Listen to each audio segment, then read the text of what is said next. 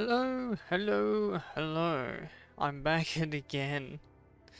Hopefully this is the last stream of me covering the most recent PGR story before the next event.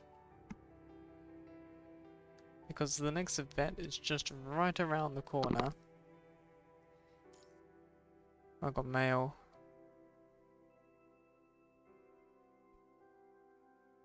Oh, okay, it's just an announcement that the shop will be down before the next event starts. I might as well grab my goods.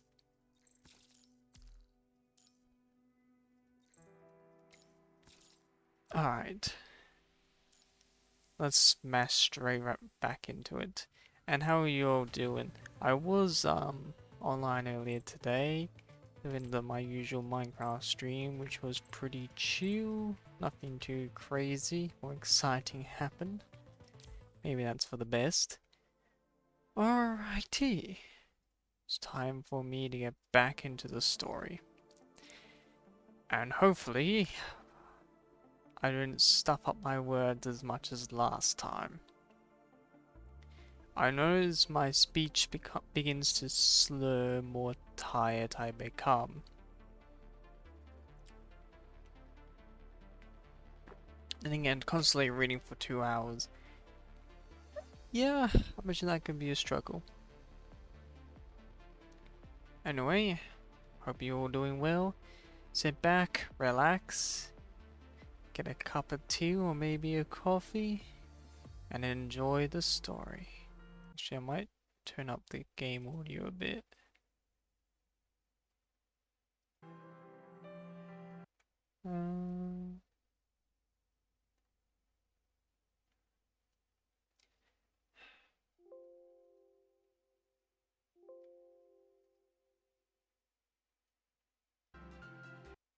Oh, it's a bit too loud. Alright, that should be fine. Alright. Now sit back, relax, and enjoy the show. Hakama and Halo, okay, that's unexpected. Now we've collected 3 pieces of Savantis memory data, but I can't help but have this feeling that something's missing. Seriously? You've got to be the lamest detective I've ever seen. Judge just slumps really against the edge of the severed stump. The intense battle has taken a toll on her mind, leaving her completely drained and unable to muster energy for another one of those cool speeches she delivered before the fight. I think this plan is to let us wander through all the exhibition halls he built. I think we are still missing a few of them. If we take a positive outlook, there might be even more challenging stages awaiting for us down the road. I thought joining the squad would give me much needed chill time. Man, I should have just asked for an early retirement instead. Hey, Lena? You've been quiet all of a sudden. Did something catch your eye? Since the battle came to a close, Lena has been fixated on a particular direction inside the exhibition hall, her face wearing a contemplative expression laden with deep meaning. No, but did you hear any sound? Like some kind of interference in the airwaves or some strange noise that could mess with our minds? Back in the old days, I had a similar feeling once when the Hetcher Tower came into play. You mean something like the symptom of mind corruption? I didn't notice any.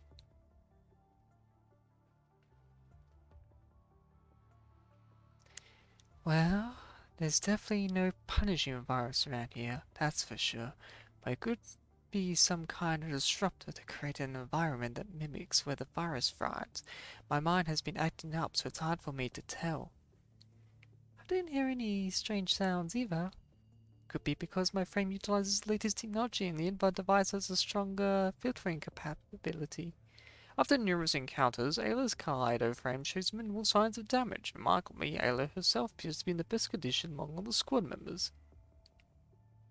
Are you seriously flaunting right now?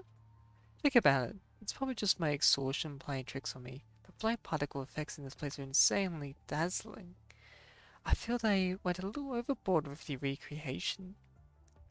Anyway, let's move to the hall first. Zinka claps her hands together, igniting a burst of hydrogen to uplift her team and propel them toward their next destination.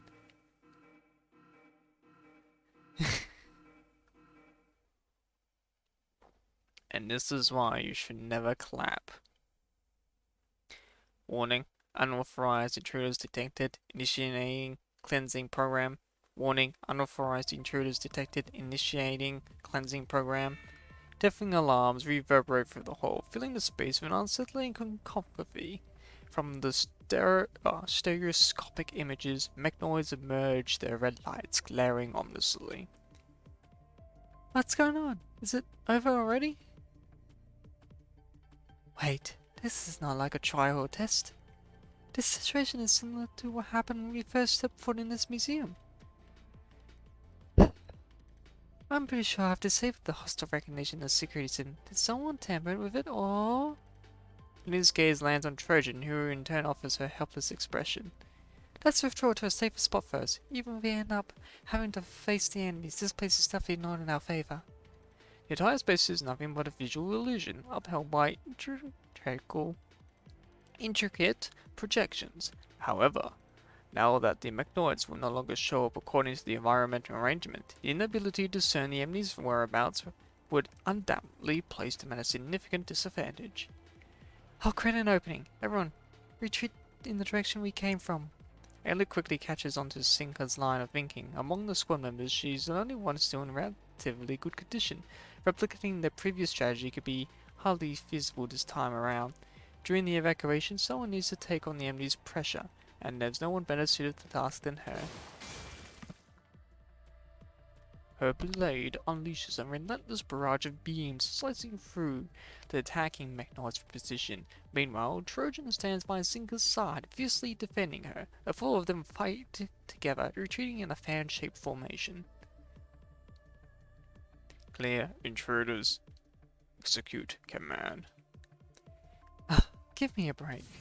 The gun lands in Ayla's hands, release a blast of hypercold refrigerant, instantly freezing a horde of enemies in their tracks. Utilizing the forceful air expelled from the weapon's end, Ayla swiftly follows up with a precise strike, shattering the frozen foes into countless fragments.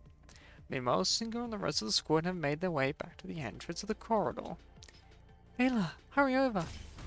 With a swift precision, an arrow fired from Lena's bow finds its mark in the operation core of the menacing mechanoids, ensuring Ayla's safe retreat.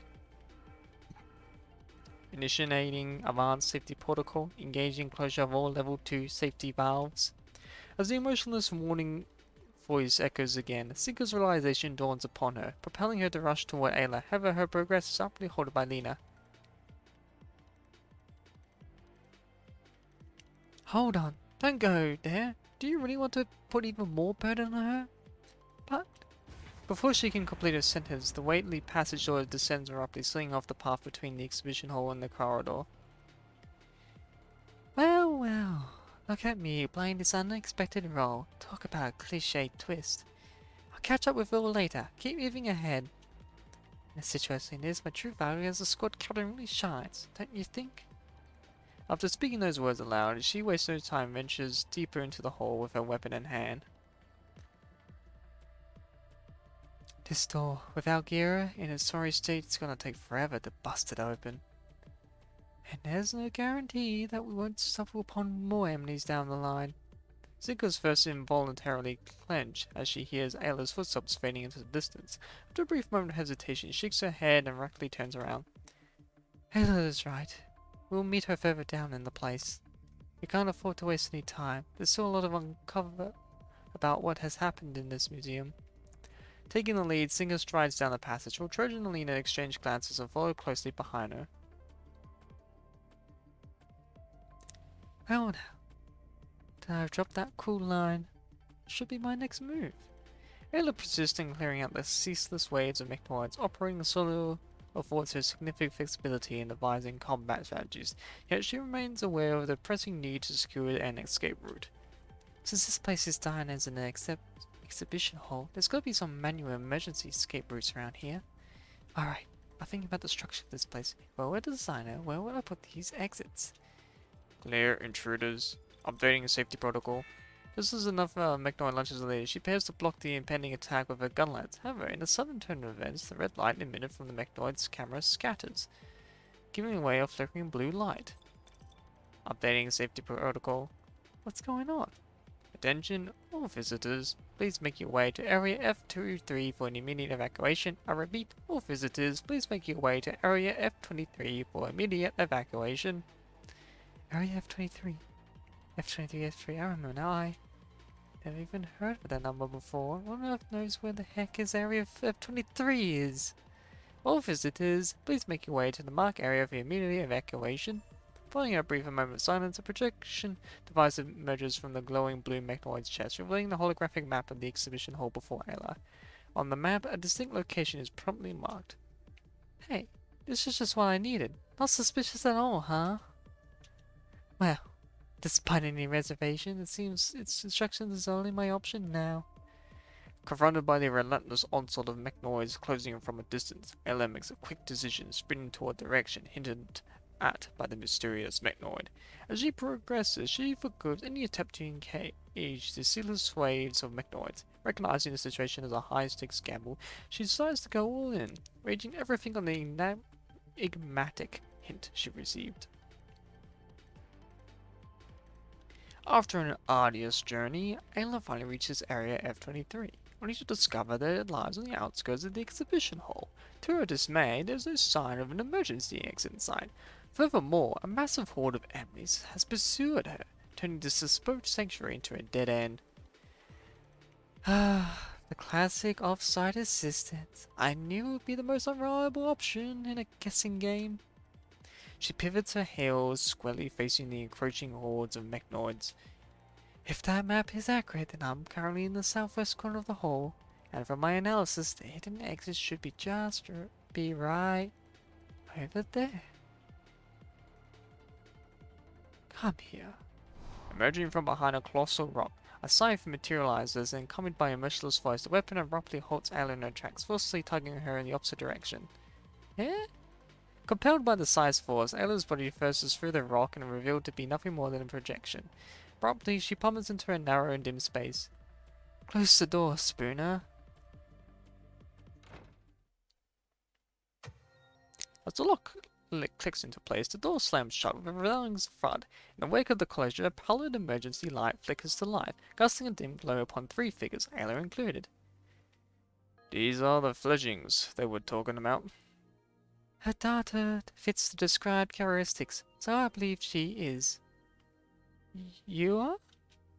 To optimize communication efficiency, I think there's no need to maintain a secrecy regarding our names, Spooner. Didn't you just say my name out loud? Greetings. My machine identification code is MPA01. You may refer to me as Hakama. Spooner and Hakama. While Ayla takes in the sight of the two strange Mechnoids who just rescued her, a peculiar sensation begins to well up in her heart. For some unexplainable reason, Ayla finds herself swiftly lowering her guard despite it being their first encounter. Though showing no resemblance in appearance or temperament, they still manage to remind Ayla of someone from her past. That memory harkens back to a long time ago, yet remains vividly etched within her heart. Ayla! Boo! It's time for another painting competition with Nanami today! Nanami is feeling super confident about her latest work, and the theme Nanami chooses this time is Mecha Carnival. I'm Ayla. After a brief moment of hesitation, Ayla decides to share her name with them. Ayla from Ayaswabla Squad, also a member of the World Government Association of Art in Babylonia. So you mean we're not the only constructs who made it into the city? Someone else also managed to gather information about Constella? Corona possesses the information regarding our whereabouts, and they are intentionally invading us, aiming to retrieve something inside the city without our knowledge. They're the ones behind those alarms around here too. Right. That's all the information we've gathered so far. We've encountered some of them already. It's confirmed they have another team operating within the museum. I see. What are you thinking about? Hastily reassembled squad. enigmatic lost city, museum crafted by a mechnoid, two storylines unfolding concurrently, and the dispute sparked by conflicting interests of the same faction. With all these materials and a bit of tweaking, it could definitely become a best-selling story. However, one wrong move could also turn this into an absolute dumpster fire. Attempting to analyze potential conversation outcomes. Apologies. I don't think I can make up a proper response to the thoughts you shared. Oh, never mind. I was kind of talking to myself there. By the way, are you really okay with telling me all this? It was Babylonia who cooked up this whole mess in the first place. Who else there is to spill the beans to if not you? We aspire for a swift and seamless resolution to the situation. You can regard it as a condition that comes with the information. But isn't your mission to protect these mechnoids from Babylonia? Why do you place your trust in me even though I'm one of them? Throughout these years, we have crossed paths with people from Babylonia numerous times, though many of these encounters led to conflicts. Nevertheless, there have been a few occasions where I've also experienced positivity. The possibility of establishing a temporary collaboration with humans is not entirely zero, and we and humans are not supposed to stand against each other. This is what she said once. You are invited here by Saventus. Spooner and I have been keeping an eye on you. This attempt is the conclusion we reached for our observation. One day, there will come a time when we officially step onto the stage, standing visible to humans, building friendships across factions, could prove beneficial in the future. Friends. It would be a true pleasure if we could really become friends. In the Golden Age, some humans regarded mechnoids as their friends, but I guess you don't fall in the same category, do you? No need to put on a buddy act here. We're just on the same page for now, nothing more. Our main focus is locating Saventus. He's the linchpin behind all these issues. He's clueless as the supposed leader, letting these troublemakers run wild and right under his nose. Just what's going on in that mind of his? My hunch is that he's using us to verify something, which is why he hasn't meddled too much with what's been going on inside the museum. Have you learned anything about Saventus' intent? I lacked detailed information, but I can confirm that his expedition endured for several decades. Nevertheless, this place seems to be the end he's chosen for himself. The end? He closes his eyes, sinking into nuanced regret, somehow embodied by this word. Anyway, let's meet him first. As for those Corona folks, well, I've got to trust that Sinker and the others can handle them since you won't let me get in touch with them. I apologize, but consider it at a safety precaution. We're almost out of this temporary maintenance corridor. The next exhibition hall is just up ahead. There's folks here and completely hacked the system, so the areas further down should still be in the clear. I wonder what the theme will be this time. Adalix, Eternal Engine, the Forsaken Headquarters, or maybe even the Golden Age itself. Either way, it's going to be another one of those human-made deals. I'm still scratching my head over why is he cranking out all these duplicates. The moment Spooner pushes open the passage door, his words fade into silence as he takes the side of the exhibition hall before him. This is... The simplest geometric patterns are arranged intricately, lined together to create a sleek and futuristic aesthetic. It radiates a distinct aura, unlike any art style Elliot's encountered it before. Its architectural structure resembles that of a church, yet the deity it venerates remains conspicuously absent. Akko and Spinner share a glance, their expression hitting at a surprising recognition as they come across the oddly familiar spot within the art museum.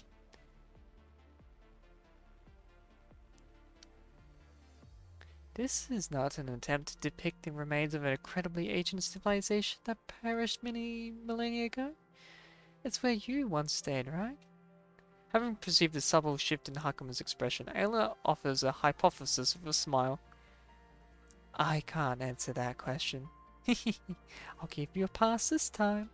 But seeing all this makes me contextualization. Alright, let's move on. At the same time, Hakama, can you show me the difference between the sci-fi art you represent and mine? Advanced AI is confused. The advanced AI does not know art. And then again, she is designed to observe.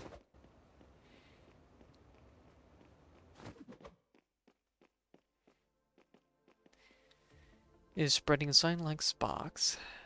Hope Machina. It's my first time seeing an art form like this. It's just to speak with the human mode to get information first. Start hacking. Stop, we mean no, we can't do that.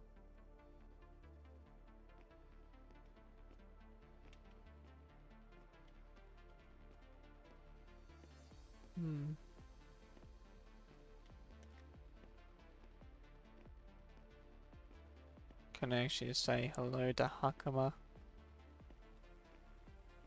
Nah.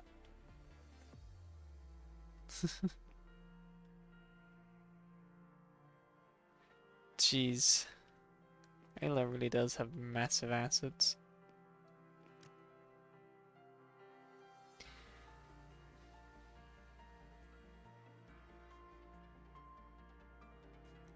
Here you will.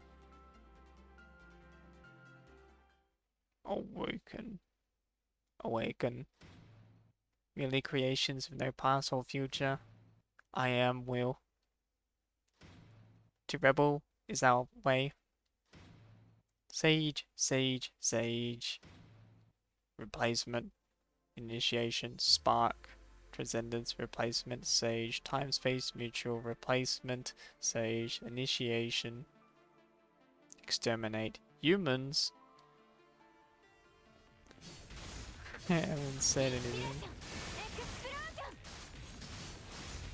Okay. Enemy. Incorrect variables.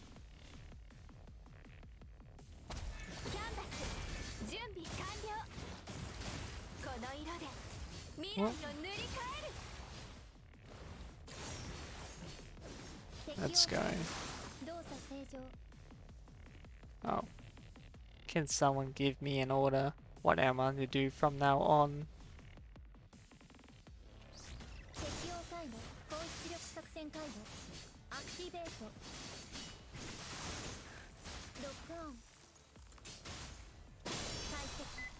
Let's go. Why do I hear a bomb? Sage, sage, sage, sage.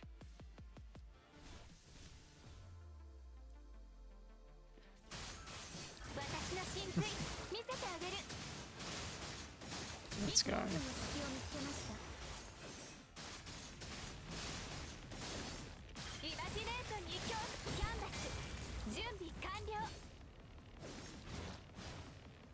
Oh, so they're all gone?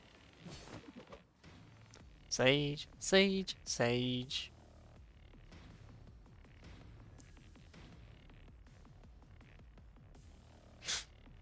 Bloody icing around. Sage. This performance art is a way of art. I'm willing to take the challenge. Ayla, please be cautious. I have detected high energy.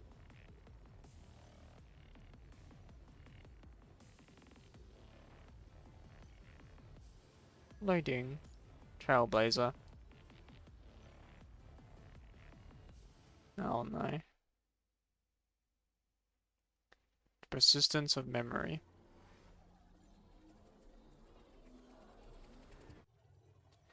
Akuma? Trailblazer? What a cool name. Now I'm curious about the one behind it. The War Machine. The Peacekeeper. Built to kill.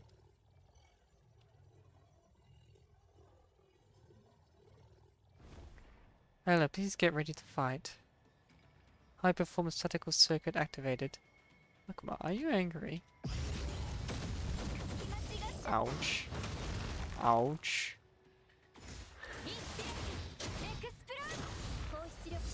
Let's go.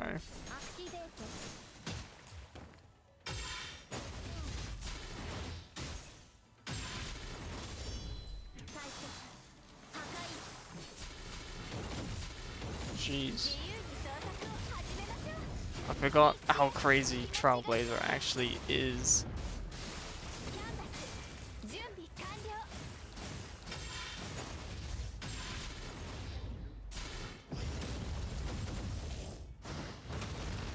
Jeez. It's not giving me a chance for a strike.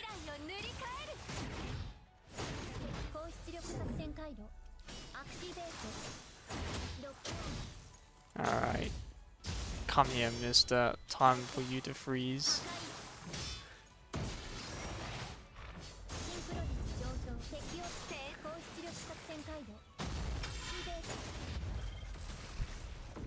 There we go.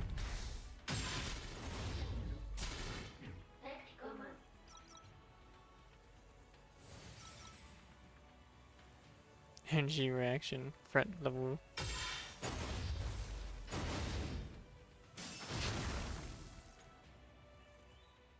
I feel like they could have done that justice. You, Power Emily, right? Someone would be happy about that. Demonstration has ended. Please, visitors, please bugger off now. Here's the fourth memory chip. We breezed through that. But why did this Republic class showed up here? Well, I guess I have to find the answer myself. Persistence of memory. Oh, now we're almost over. You please, who will bring the light to the world. Confirming well time synchronized.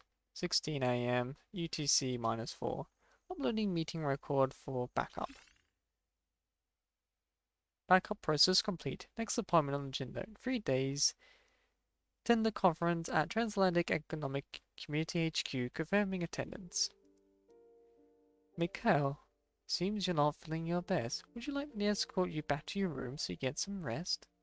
Oh, Kyle, I prefer to go for a walk in the city. You've been engaged in continuous work for 18 hours. Following the doctor's guidance, you must secure a minimum of 70 hours of rest per week to prevent the deterioration of your health. Ah, the older you get, the less freedom you have, and there's always someone telling you what to do. I'm merely fulfilling my duty, Mikhail. Even if I adhere to every medical directive, how much time remains for me? 5 years? 3 years? How should I make the most of my remaining days? Confined to a bed and tethered to IV tubes 24 hours a day with muscles so weakened they can't even lift a paintbrush? How's it any different from then death?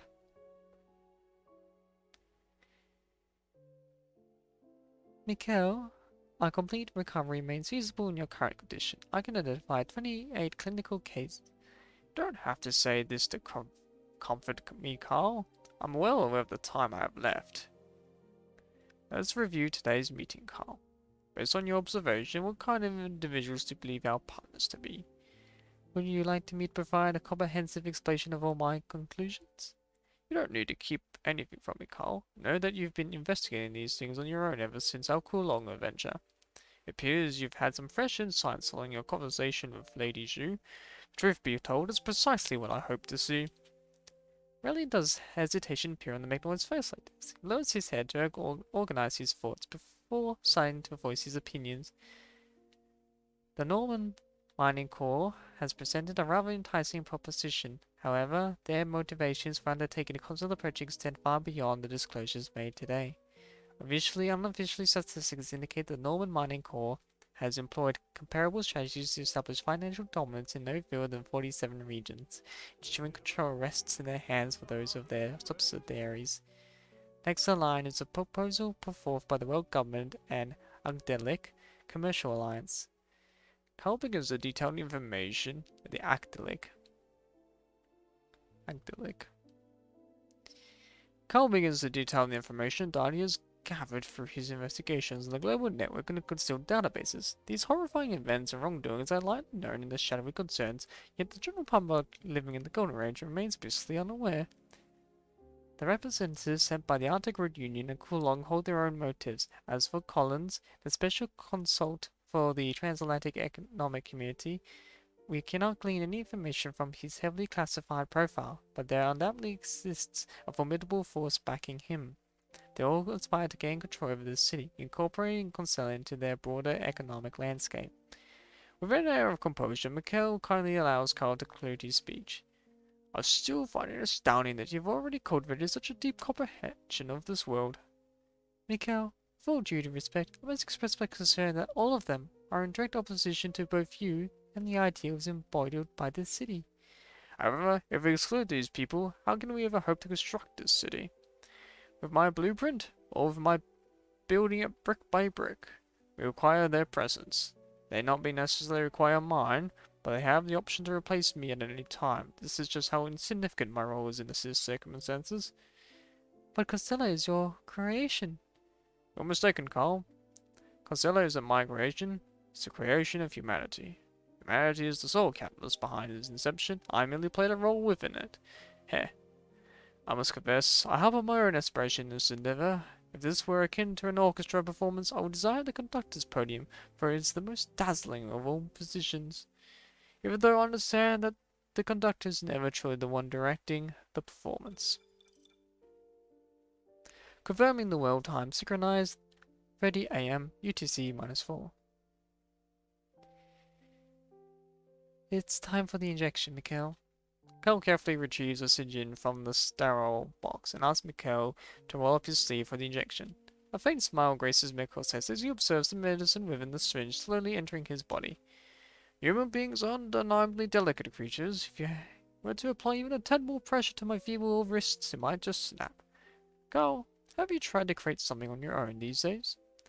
Mikhail, ensuring your well-being remains my foremost concern. So will you go and take care of another cranky old fellow once I'm gone?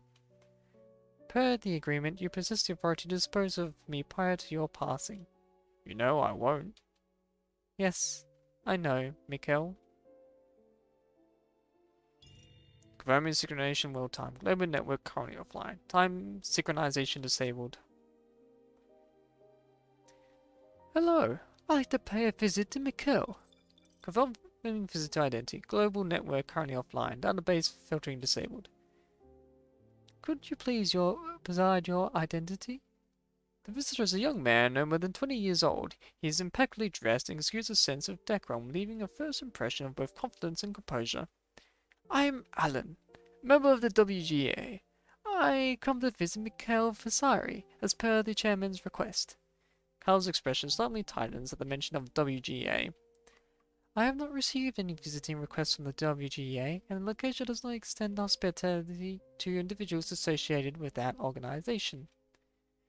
Ah, are you Mikhail's assistant? The chairman mentioned you to me, saying that you have developed a significant connection with him. My primary responsibility is to serve Mikhail. There's no pressing matter. I kindly request that you depart and allow Mikhail to rest. While Carl attempts to politely persuade the young man to depart, a faint yet somewhat charismatic voice emerges from within the room. Please, bring him inside, Carl. Did give our address to the old coot? Since he sent someone, a guest is a guest. Understood. Pardon me.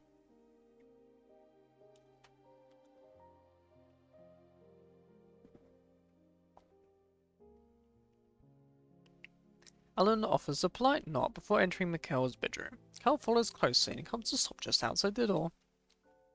The elderly man on the bed noticeably lacks his usual vitality. His exposed arms look thin and bony, his veins clearly seen. There's no IV bottles or injections in the room since at this point medication proves ineffective in stalling the progression of his illness. It's an honor to meet you, Mikhail. I've grown up listening to your stories. Cut it out. You are the old coot student. I'll be my bottom dollar Casso. I don't have nice things to say about me. Actually, that's not accurate. My teacher frequently expressed his regret over losing his dearest friend. Oh, really? I didn't feel a thing when our friendship ended. Teacher and I both felt deeply sorry hearing about Constella. If the WGA could lend you support, perhaps the situation might undergo some change. Hehehe. You needn't expend your efforts on consoling a dying old man. If the WGA could generally assist me, you would have seen me knocking on your door for aid long ago. I've exhausted all my efforts, but in the end I still can't alter the things I yearn to change. I decided to demonstrate the power of art, yet here I am, snared in a cul-de-sac. Your teacher once said this to me. Those who dare to challenge the world often meet unfortunate fates. As it turns out, his prediction has proven rather accurate in its own way. But that old guy is a real chicken. That's what bugs me about him.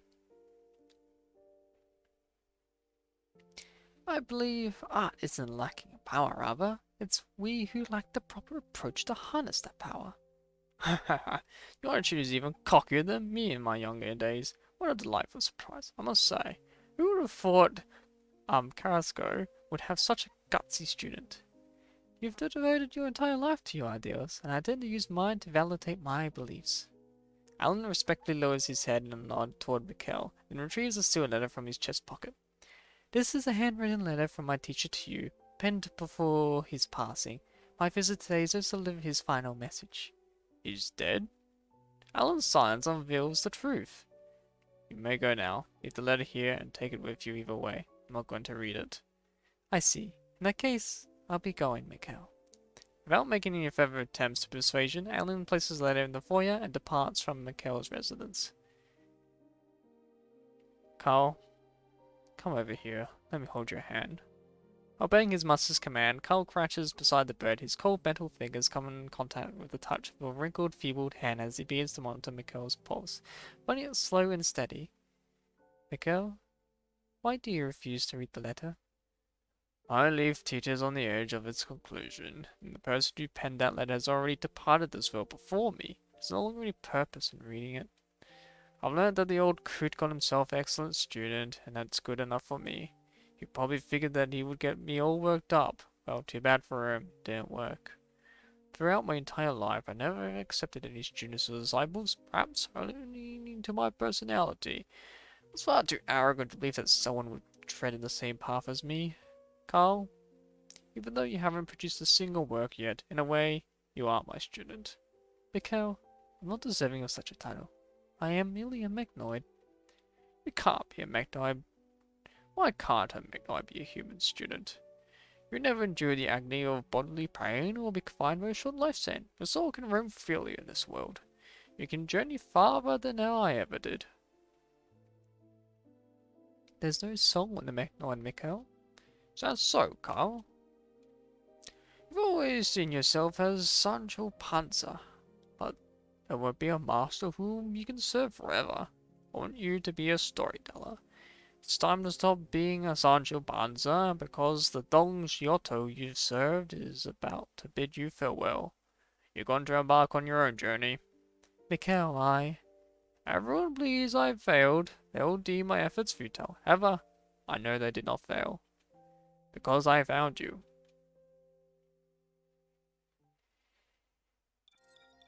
Confirming commencing system self-check. Critical structure damage detected. Multiple functions have been disabled. Unauthorized module connection detected. Initiating a mandatory system reboot. You're awake. Magician, perform emergency maintenance on your body. Unfortunately, we have a shortage of compatible components. We couldn't facilitate a complete recovery for you. With the activation of the new visual terminal, he rises from the rudimentary plank bed and begins to observe the surroundings. He finds himself within a structure instead of a church, though its decrepit state suggests it's been abandoned for quite some time. The data reading on his memory module displays earthly latency. His body appears to have endured significant damage. The world began to crumble in the wake of the virus called punishing by humans. You established a makeshift shelter within your former master's estate, proving a refuge to humans who had lost their homes due to the virus. My master. Memory module reading complete. Initiating record playback.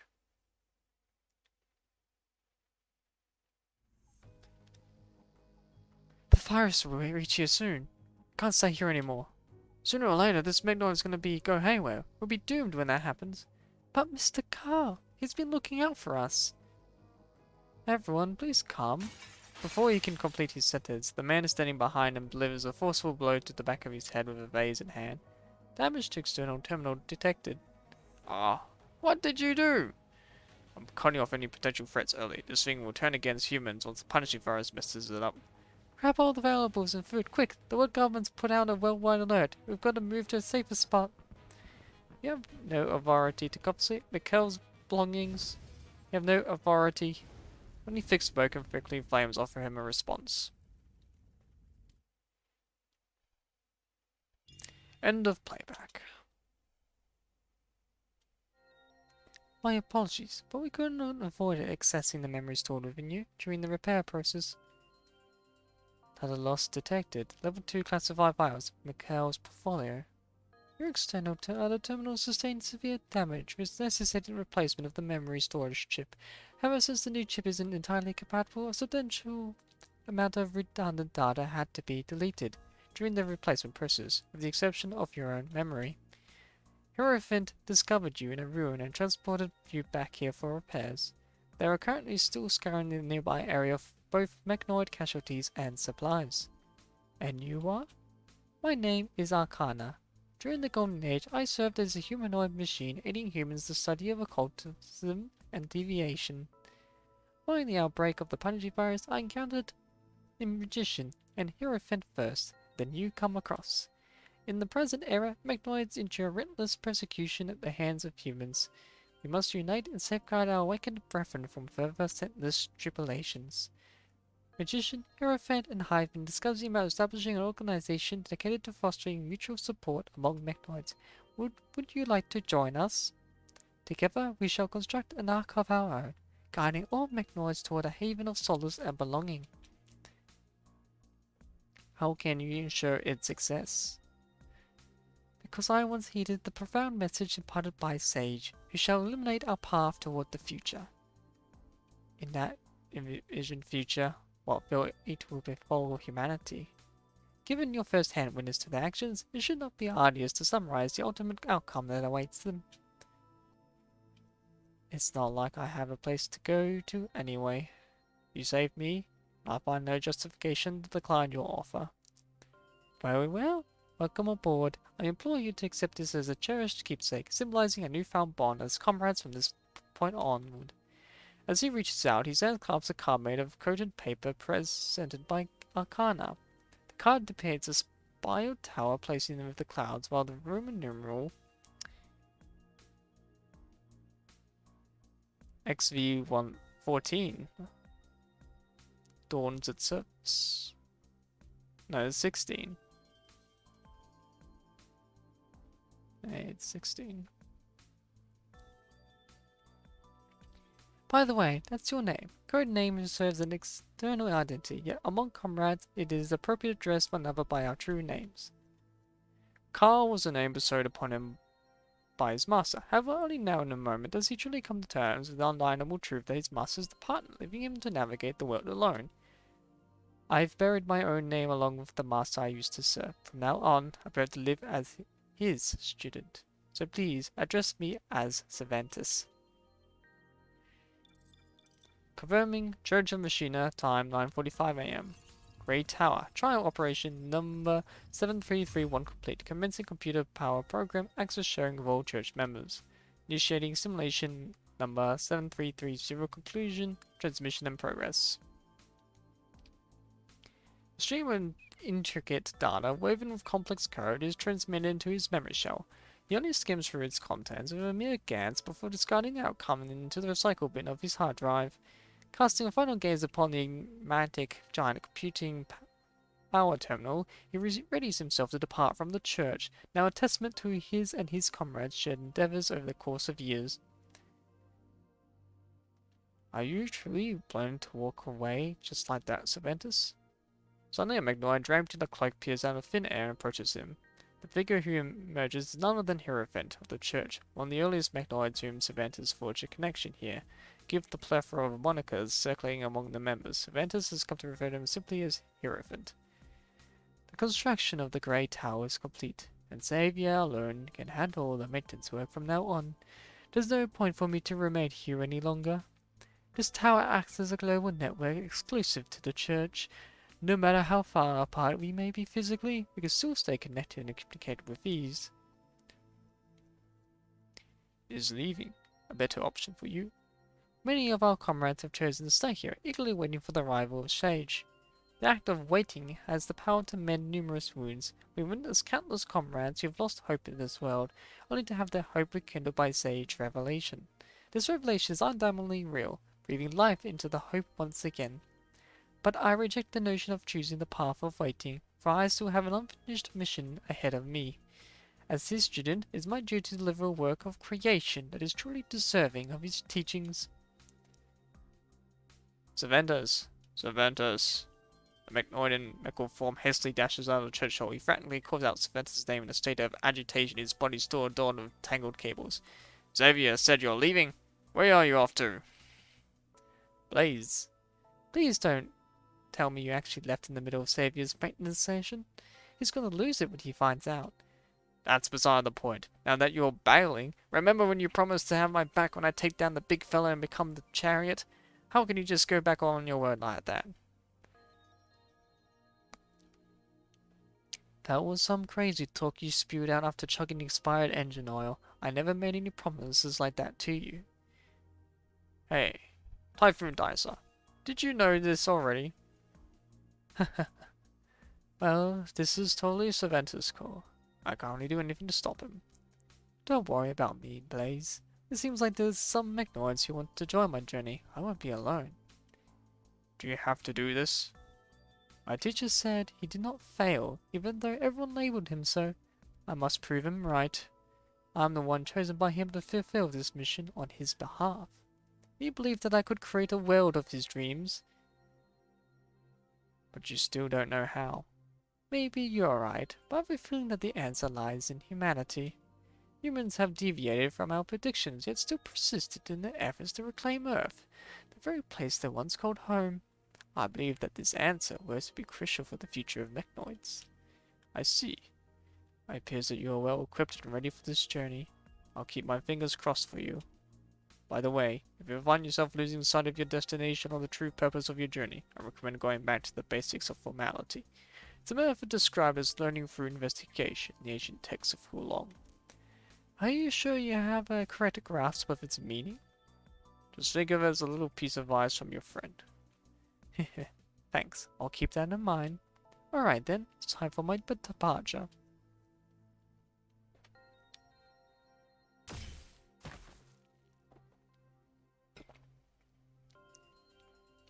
A metal arrow pierces through the last empty Mechnoid, and a hush follows over the entire hall, resonating in a tranquil silence. Is it over? The alarms have stopped. There should be no more trouble for now. Trajan disconnects the toffers from her arm, and the engines at the rear release vapor to cool down the iron needles, which have turned red from overheating. Meanwhile, Lena takes the weapon box from Sinka to replenish her arrows. Having set off with Ayla, the tree continues their exploration, following a period devoid of arduous battles. They reach another hall where they devise a plan for their next move. Ayla turned off her transponder, and the mind connection was severed as well. There's no way for me to confirm her current location. Well, it seems like someone's in hell bent on making sure we don't look for her. This art museum employs a large cloister structure. If she manages to break free, she'll be able to rendezvous with us at the end point. I believe in Ayla. That kind of obstacle is no sweat for her. Told you, don't go jumping to optimistic assumptions all the time. Before Lena can finish her words, Zika's terminal abruptly begins to ring. Comms request. Is it from Ayla? Zinka answers call and you see an unexpected face on the virtual screen. Hello, hello. Can you hear me, Miss Top Student? Well, I didn't really expect anyone to pick up, but it's quite a miracle your sorry squad was managed to survive this long. Vanessa, how? How was the communication between the place and the outside world restored? Seriously, don't come at me with stupid questions. Can't you just check it yourself? The only possible reason I can reach out to you is because we're nearby. Eh? Nearby? Wait. By we, you mean...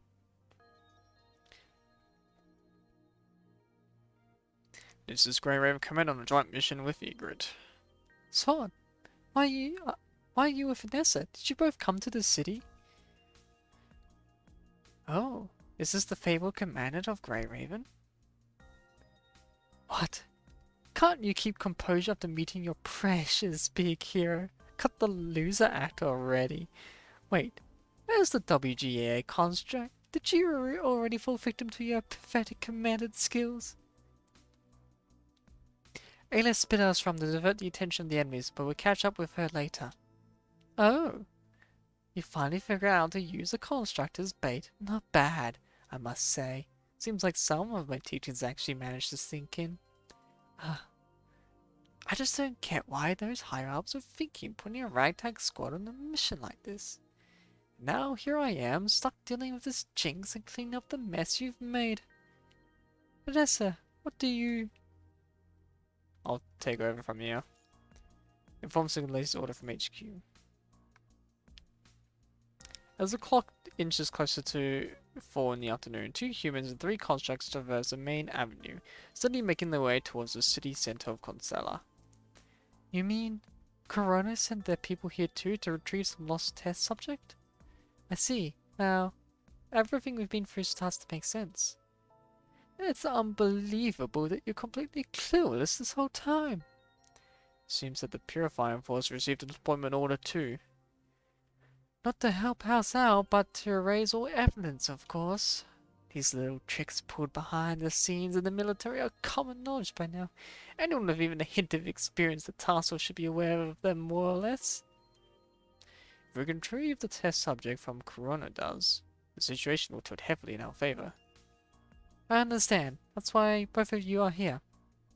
In that case, I'll adapt Iris Wobbler's course of action according to the latest information. During the wait for reinforcements from Grey Over Negro, our priority will be focused on investigations. Just hold on tight, Miss Top Student, until we reach you.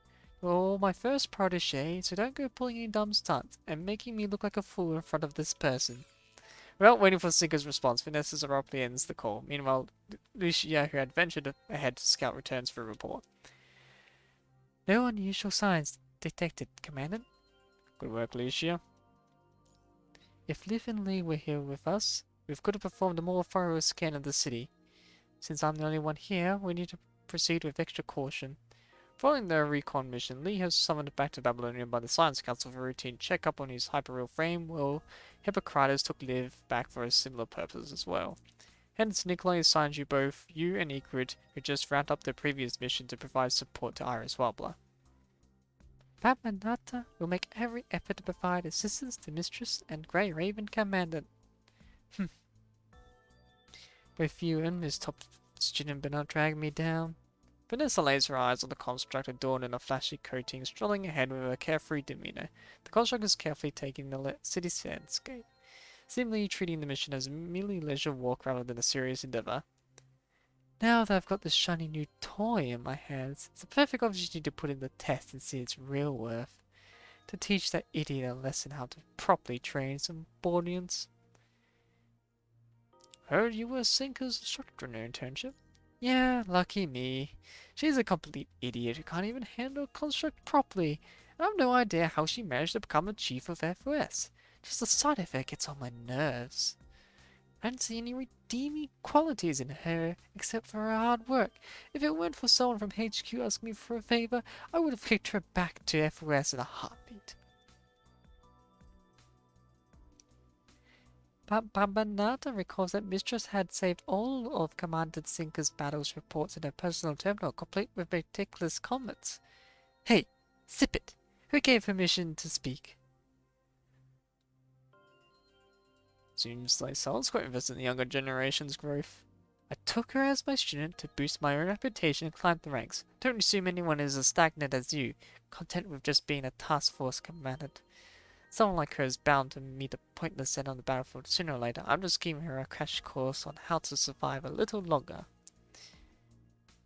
No, Zell, I did not add them. Or maybe you should add them for me. That was from earlier today when I was streaming.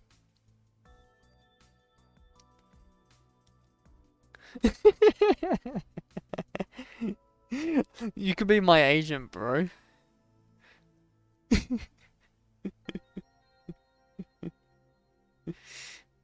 can be my agent and suss things out. No, I'm not accepting from any artists. Well, if I want custom emojis, I'm just make that myself. Which I do want to do, just haven't gotten around to do it.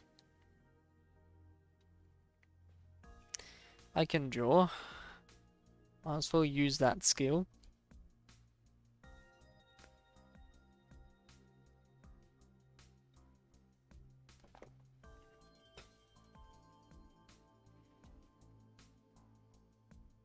Well, if I really want to take the laziest route, I can always just do AI art, or even just to steal stuff from the web.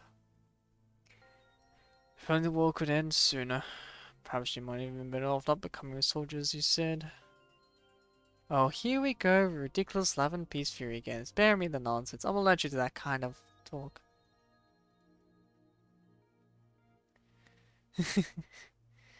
Well, the ones that reach out are really desperate for work. And I don't know if they're actually a scammer or not. So, I'm very cynical when someone comes to me. It's like, oh, I want to show you something.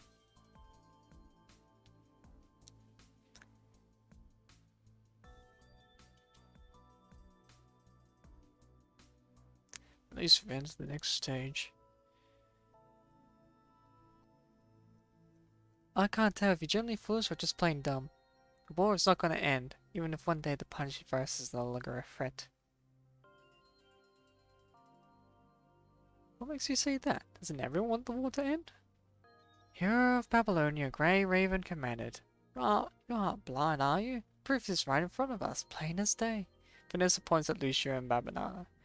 Know why construct has been progressing at lightning speed these past few decades? Is you know that many of these breakthroughs would have never gotten a green light in the old days. The test subject we're supposed to rescue is a direct result of this messed up situation. Just like construct an ascension network. You really think there's any short in hell that this war would wrap up before those ambitions are fully satisfied? I will do anything I can to end it. Oh, really? Well then, I wish you all the best of luck.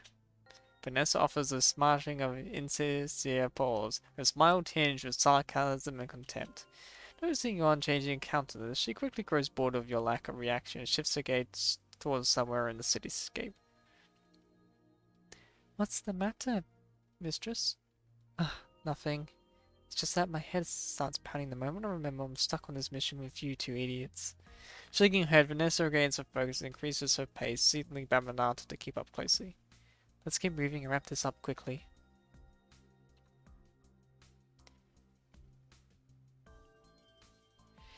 Ah yes, she spotted Teasel. Leider ohne Wort. Without. Song without words. Good thing I know German. Oh, it's songs without words. Leider ohne Worte. Wörter. Wort? Wörter. Leider ohne Worte.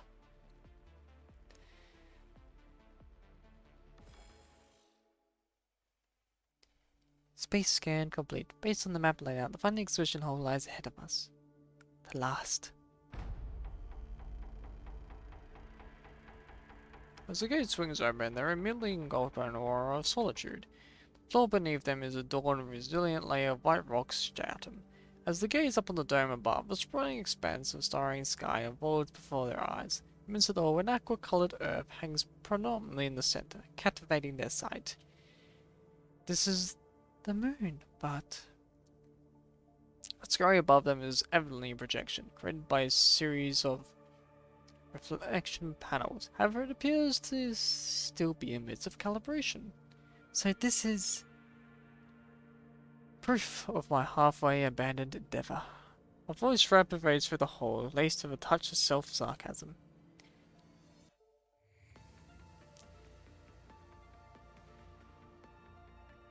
The Hedgehog Tower sprang up just as I was preparing this exhibition hall. Once the crisis was resolved, I saw no reason to continue my work here any longer. Stepping out from construct behind the curtain constructed of projection panels, a slender Mechanoid makes his presence known as it comes to a halt before them. Greetings, Cervantes. Facing one of the Church and Machina's founders, Hakama adheres to customary etiquette and respectfully doffs her hat as a gesture of homage. It's a great honor to make your acquaintance. Ayla from the World Government Association of Art. Our paths finally crossed, Mr. Seaweed Bob Cervantes. The eyes of the Mechanoid and the construct reflect one another. Hakama, Spooner, I understand the purpose of your visit, but before we proceed, would you kindly grant us a moment? Hakama acknowledges with a subtle nod, stepping on back alongside Spooner, allowing them ample space for undisturbed conversation. In the wake of the punishing virus outbreak, rather than downsizing or vanishing, the World Government Association of Art gracefully evolved into an integral and enduring force within humanity. Initially, my intention was to have only WGA members visit here, but it appears that Alan is already steadfast forging ahead on his quest to actualize his ideals. Little did I expect such an intertwined history between you and Chairman Allen. Then you should have already surmised that you were the one orchestrating the reconstruction of Constella. Then it was probably why he sent us on this mission.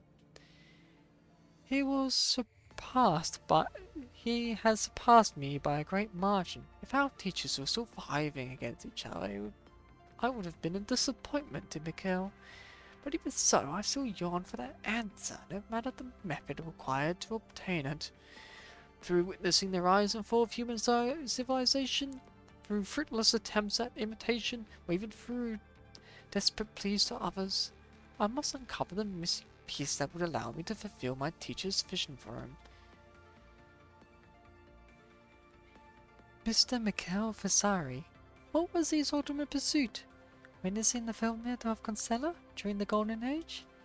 The Mechanoid lingers in silence for a fleeting moment, the palm gently brushing over a particular spot in their coat before finally letting it all fall back down. The city, in essence, was supposed to serve as mere formality. What my teacher generally sought after was a lighthouse.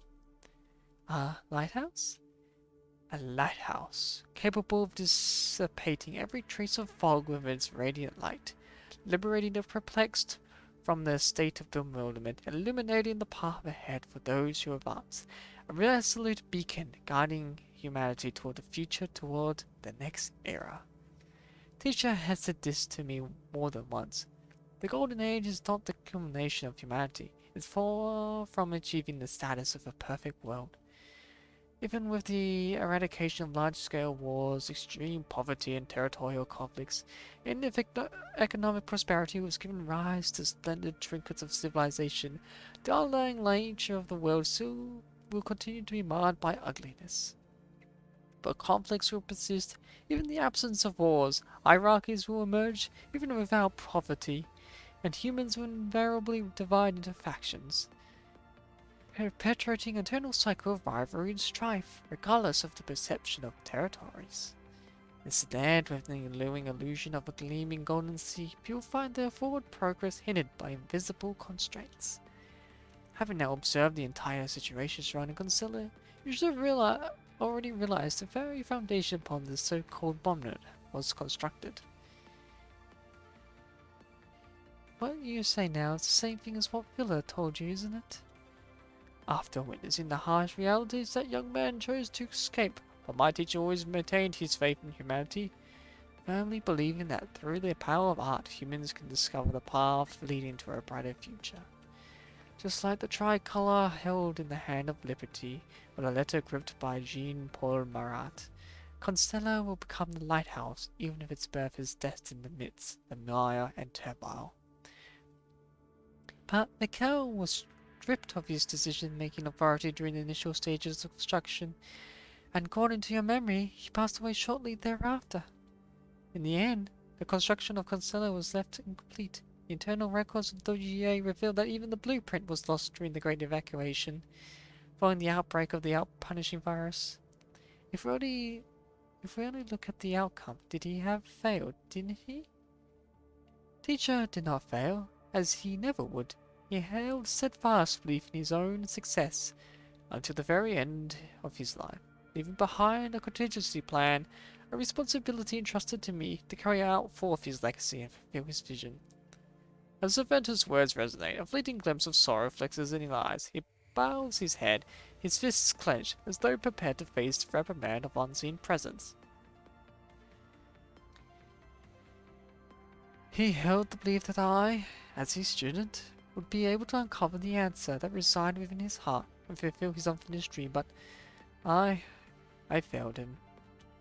The young man named Philo was correct. Magnoids are creations rooted in rational logic, and his fundamental nature remains unaltered regardless of any external influence imposed upon them. Despite exhausting every possible calculation of my capabilities, I failed to discover the future the teacher had envisioned. During that period, I bore witness to multiple incidents of my fellow Magnoids succumbing to self-destruction, unable to resolve the internal conflicts within their logical frameworks, that, like me, were plagued by similar questions and optimally arrived at similar conclusions. There is no future in this ravaged world. That's why you decide to shift your focus back to humanity? Indeed. Because you humans have deviated from our conclusions every time. While my attempts and imitations have proven futile, you have succeeded at all crucial junctions. Red Tide, the Ascendants, the Hetru creatures, the Hetru Tower, and perhaps there exists even more beyond my perception. If you're curious about how humanity manages to turn the tide in tough situations, why not go and ask those who are right in the middle of it all? Though, I have to admit, the WGA didn't really have much of a role to play in those events. Because you're all observers and witnesses to unfolding events just like me. I need not specific examples, but a general principle that can be summarized and applied universally. This is similar to how humans study the art of the past to gain insight into ancient times, because artists serve as a captivating reflection of their era. In this regard, the WGA should possess the most profound understanding of the outcomes achieved by humanity. The causes as delineated.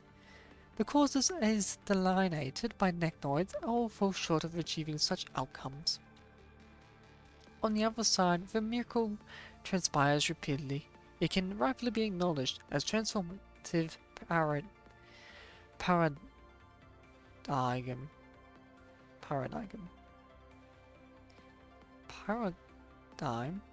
Did you think the whole setup and workings of this world could be unraveled like a theatre play or a novel, taken apart piece by piece?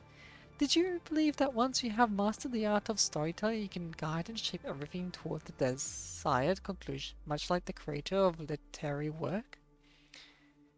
A poet often crafts a poem by contemplating the desired ending first, while a painter holds a complete picture within the heart before even lifting the brush. Humans and Magnoids operate in contrasting ways. Magnoids deduce outcomes by uncovering and analyzing clues, where humans tend to take action after they have a clear understanding of the intended outcome. If reclaiming the Earth is not possible, any effort directed toward it would be meaningless. If the conclusions drawn by Magnoids hold true,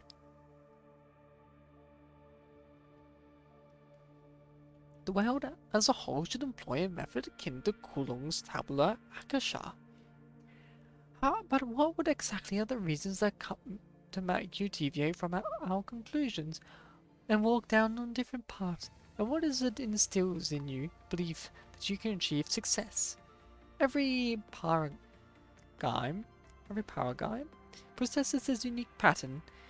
What Magnoids lack are the inherent causes that are exclusive to humans. This is the answer I'm seeking. If I can uncover the principles that have helped humans navigate through desperate situations and obtain a universal equation capable of solving all problems, I'll be able to replicate similar outcomes. While it may not be as straightforward as numerical sequences, with a sense of clear purpose and defined path, I believe that one day I will be capable of constructing a new constellar where the world aligns with the vision of my teacher. As the Magnoid bears his innermost thoughts, his composed demeanor cannot conceal the underlying excitement that permeates his words. His gaze remains intensely locked on Ayla, as his long-year dream of many years will come true to the very next moment. In response, Ayla's reaction is one of serene silence. She gently closes her eyes, her hand resting upon her chest, while a meaningful smile adorns her face. Remember the question you asked me in the mind? What am I trying to say is that maybe the storyteller already had the answer within them all along. Little did he know that one day humans would invent steel wings to soar through the skies, or that in the distant future our eyes would behold enigmatic landscapes beyond the sun. But even with the knowledge that his fate would be burned amid his demise, Icarus still boldly embraced his desire to fly toward the sun. I'm sorry, but I can't give you what you want. From my perspective, the world is not simply a story or painting. There's no ultimate narrative, flawless composition, or guaranteed formula for success. That's just how I see it. At least, the protectors in the story I want to tell you would never choose to fight solely for the sake of guaranteed victory. But, doesn't make any sense. Why would be the purpose of striving for a goal that can never be achieved? It's confirmed that humans do possess inherent qualities that suppress the predictions of ignorance. Through decades of endeavors, I've verified the viewpoint, and my conclusion can't possibly be proven wrong. I've deliberately placed formidable obstacles in every area of this museum, and time and again you rapidly triumph over adversaries that suppress your capabilities. The very that you have encountered unforeseen challenges and now stand before me in the very moment serves as compelling evidence that proves me right. No way I'm going to say that humans are a bunch of clueless idiots who fail to grasp that concept. Well, there are smart ones among us who are outcome-oriented. However, when it comes to creating those so-called miracles, it's often the fools who dare to take action without overly dwelling on the potential consequences. I must admit, I can't embody any of the determination, willpower, or strength possessed by those daring fools. Hence, I can only offer you my personal perspective. Even in my own eyes, the ideals I cling to may appear somewhat unrealistic, but nevertheless, I still choose to hold on to them. To be honest, pursuing goals that are bound to fail may not make much sense to others. Despite the inevitable outcome of failure that awaits, I'm resolute in continuing on this path. I don't understand. Doesn't failure imply the complete negation of all efforts and endeavors undertaken? Even the most daring gambler would not take a moment to evaluate the odds of winning before placing the final bet. If the probability of turning the tables is deemed to be zero, it's highly unlikely they would choose to start the game. Namek exhibits no fear of failure itself. On the contrary, he continues to hold steadfast faith that he has always believed, even to this day. He believes in the possibility of his teacher's dream becoming a reality. He envisions himself as an instrument to bring that vision to fruition. Should he fail, everything his teacher had devoted a lifetime would be rendered futile. His death would be stripped of all significance, granting ample opportunity for those who betrayed him, liars, profiteers, and opportunists to mercilessly mock his legacy. Could this be Mikhail's true intention leaving this windmill into the world?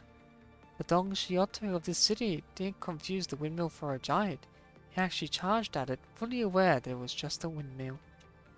He knew he couldn't possibly defeat the windmill, and the chances of encountering an actual giant was slim to none. Nevertheless, he still inspired to be remembered as a knight. Teacher's true attention. How could it even possible? He had always been so faithful, firmly believing his triumph until the very end. How could it be possible that he staked his entire life on an outcome destined for failure? I think I can understand how you feel. Once I had a dear friend who played a pivotal role in guiding me on my artistic journey. I was tempted to say played a pivotal role in guiding me on my autistic journey.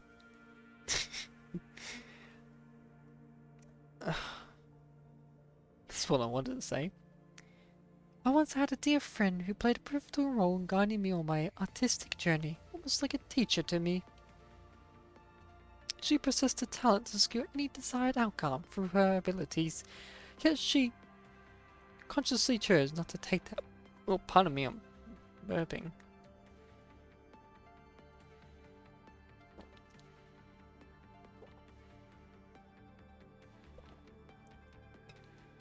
Yet she consciously chose not to take that path. She willingly relinquishes the bestowed success in order to embrace the opportunity to experience failure firsthand. Initially, I couldn't comprehend her motives either until I embarked on the path that truly resonated with my own aspirations.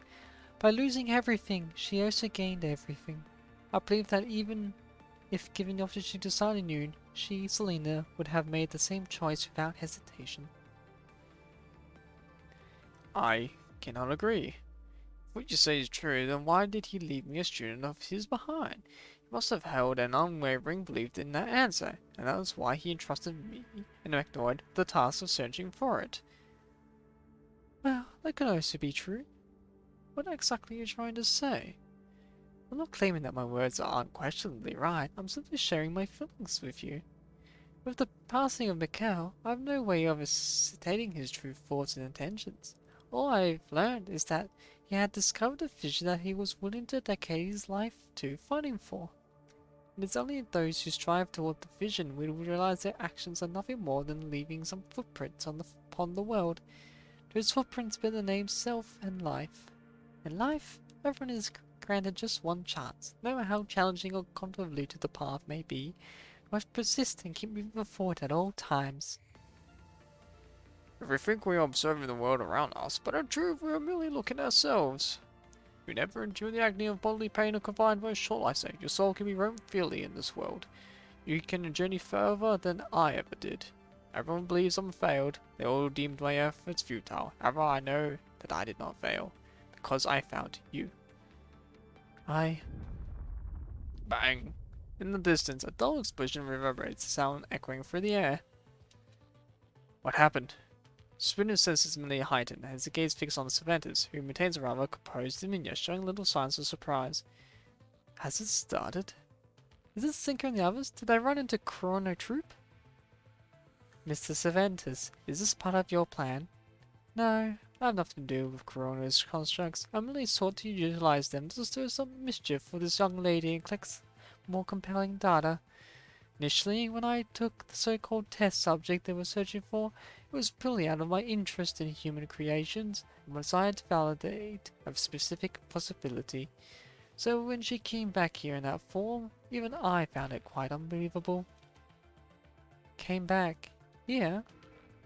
Warning, unauthorized intrusion detected. Initiating cleansing program. The projection panels in the hall suddenly begin to operate erratically, as the deafening sound of blaring alarms fills the air, developing the hall into disorienting iconography. Once is unforgivable, twice can't be tolerated, but 3 times? Are they seriously recycling this cliche plot again? Even I'm starting to grow impatient, and I can only imagine how the audience must be feeling. Mr. Cervantes, this is... It's not me. Must be intruders breaking from the outside. I have no comment on your artistic mastery, but sure a lousy network engineer. That's the expertise of a magician. I must admit I've only scratched the surface of what he has taught me. So I don't underestimate that test subject. It's a computing power monster. With the back door left from the first time, it can effortlessly manipulate the entire city's control system. No time to dwell on that now. How come my Spooner mind lending me a hand one more time? I don't think we really have a choice anyway. Request confirmed. Collaborative combat mode activated.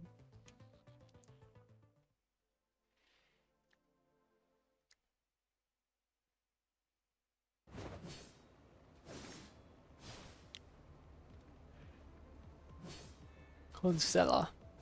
All. Get the Sinker as fast as possible. How come on Spooner? I'm counting on you. Optimizing battle procedures is object to achieving fastest spec for... Oh, looks like I have no other choice but clean up this mess. Oh.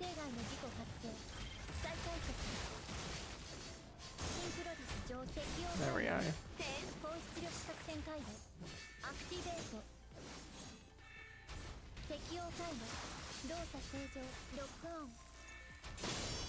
Let's go.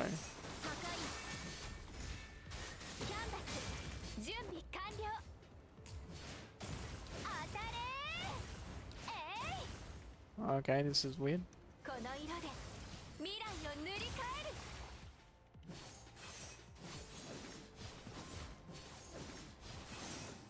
Oh. It's a bit hard to like comment like this.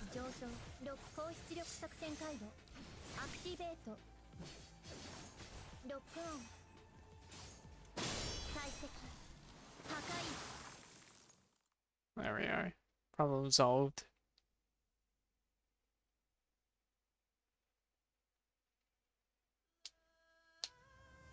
Oh no. It's the lunar beast. A rabbit on the moon. What is that? What is this? Replica of some monster. What? A high threat unit detected.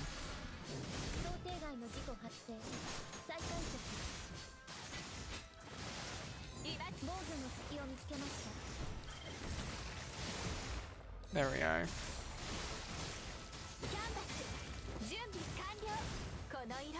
Oh, I pressed the wrong button again.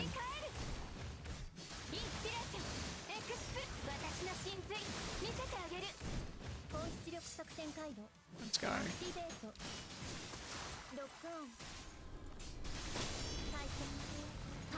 Let's do that big damage. Oh.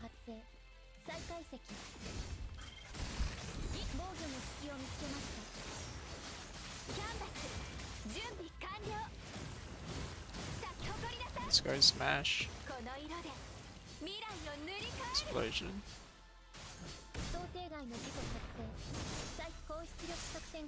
Let's go. Nakamura is pretty cool.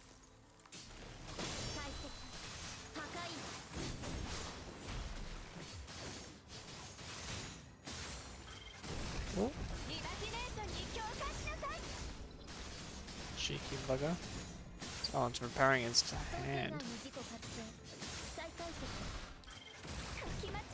Oh, he threw me. Alright, that was... Okay, that's new.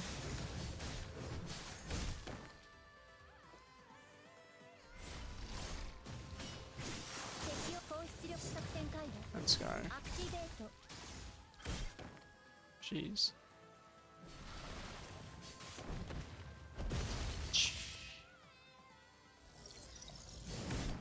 It's actually gonna kill me.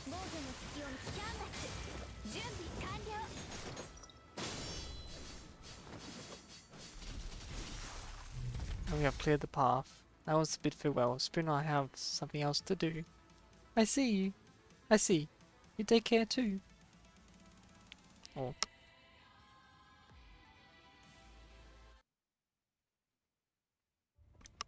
"15 minutes ago. After trekking through the final indoor corridor, Sinker's group arrives at the colossal circular room. The room unfolds like a miniature palace, its dome-shaped ceiling adorned with orbits of stars. Each of the stars emits a gentle, ethereal blue glow that bathes the interior. So this is the final hall. So far, we've accounted around 83% of the art museum. The only remaining section is the part that links up to the windmill in the center. And speaking of the test subject that HQ asked to find, Lena gazes toward the center of the room, where a prismatic pedestal stands amidst the dimly lit hall. Resting upon the pedestal is a glass cage. Illuminated by the gentle starlight filtering through the dome, a humanoid figure becomes vaguely visible within the confines of the cage. Yet the dimness of the light source shrouds their true features, leaving their exact appearance elusive and enigmatic. Find us. Echoes of the past ripple through Lena's mind, like icy stinging needles, as they were attempting to pierce through her skull. Since her arrival in the city, she has immediately detected peculiar sounds, yet she has refrained from sharing her unsettling sensations with her squad members. Trojan can't be trusted, and Zinka, an inexperienced commander, is still not worthy of any trust.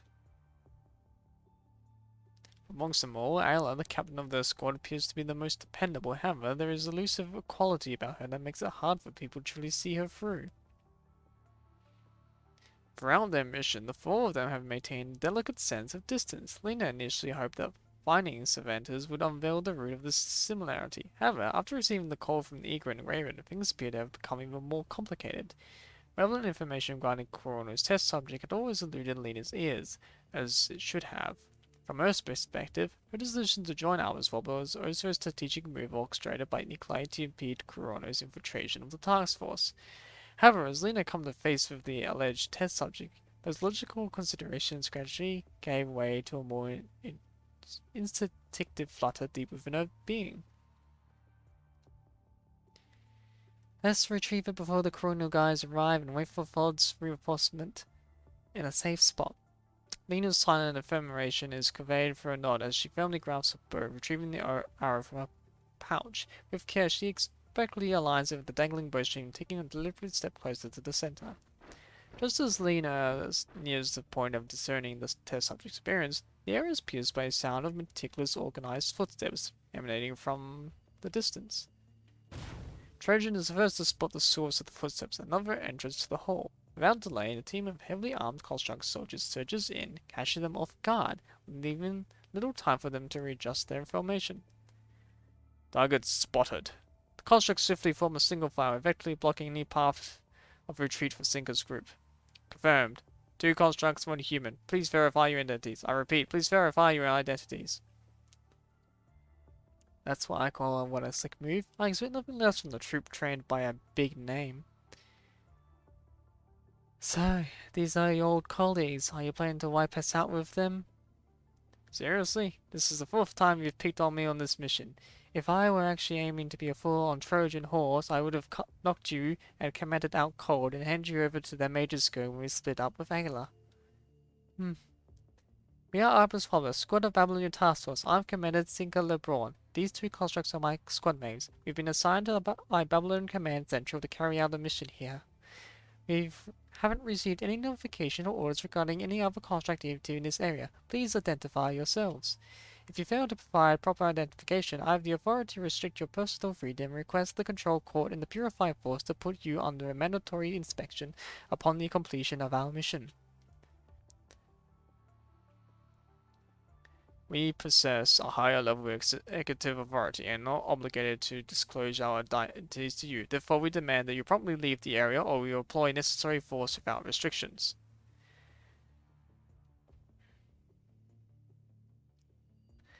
Seriously? You expect us to evacuate while you're blocking all the exits? Come on. You've got to be more realistic here. The target is the test subject. We can't afford to back down now. They've got a solid crew of 13 people, giving them a serious edge in combat power. If we get a full-blown battle, they couldn't care less about Commander's life. Craven, where are you? Please show me proof of your authority, or I won't make any concessions. Listen, you're just a task force commander, so cut the act and stop playing the big shot around here. Out of nowhere, a grumpy-looking construct lets out a menacing growl directed at Sinker. Your lot are nothing but the command central's cast-offs. Seriously, do you actually think anyone would give a damn about your sorry lives? Cast-offs? As if the word has plucked a tightly stretched string in her heart. That unsettling sound resonates once more with Lena's mind.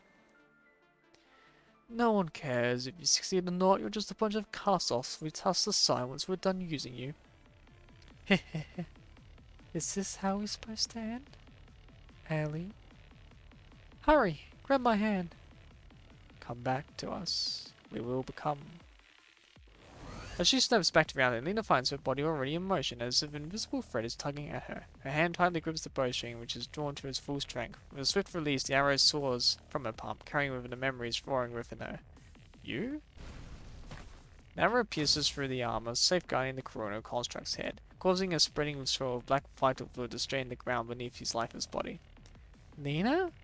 Lena's sudden action caught everyone present off guard, surpassing all expectation, lowers the bow in her hand, her eyes widening as they lost focus.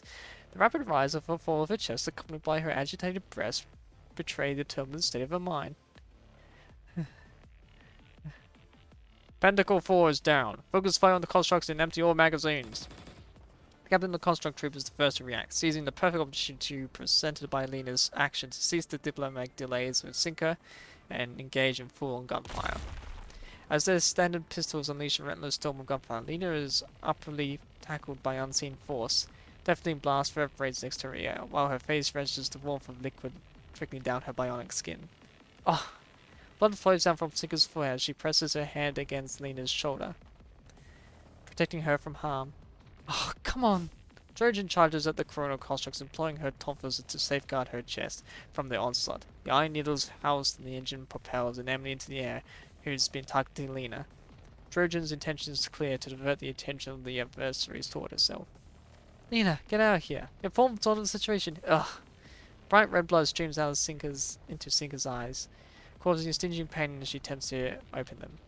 You're the fastest among us. Trojan and I will clear a way out for you, so hurry! Zinka struggles to open her eyes and attempts to turn back, shooting at the construct barreling down on Trojan. However, her vision remains mostly blurred by the blood mark, making it difficult for her to aim accurately. You. Within Lena's mind, the condor fear grows loud, with something the primal roar of raging beasts echoing through her very being.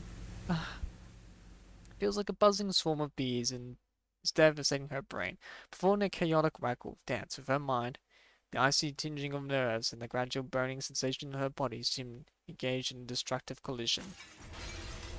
She falls into a fractured kaleidoscope of tangled memories where countless layers of overlapping shadows are stripped away.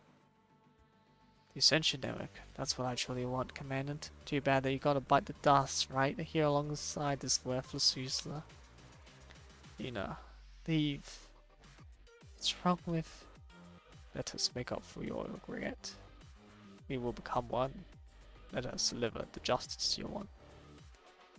Lena swiftly executes a backflip and then wraps her arms tightly around Sinker's waist, deftly rolling with her across the water to evade the deluge of bullets raining upon them. I knew it. Just can't get along with you.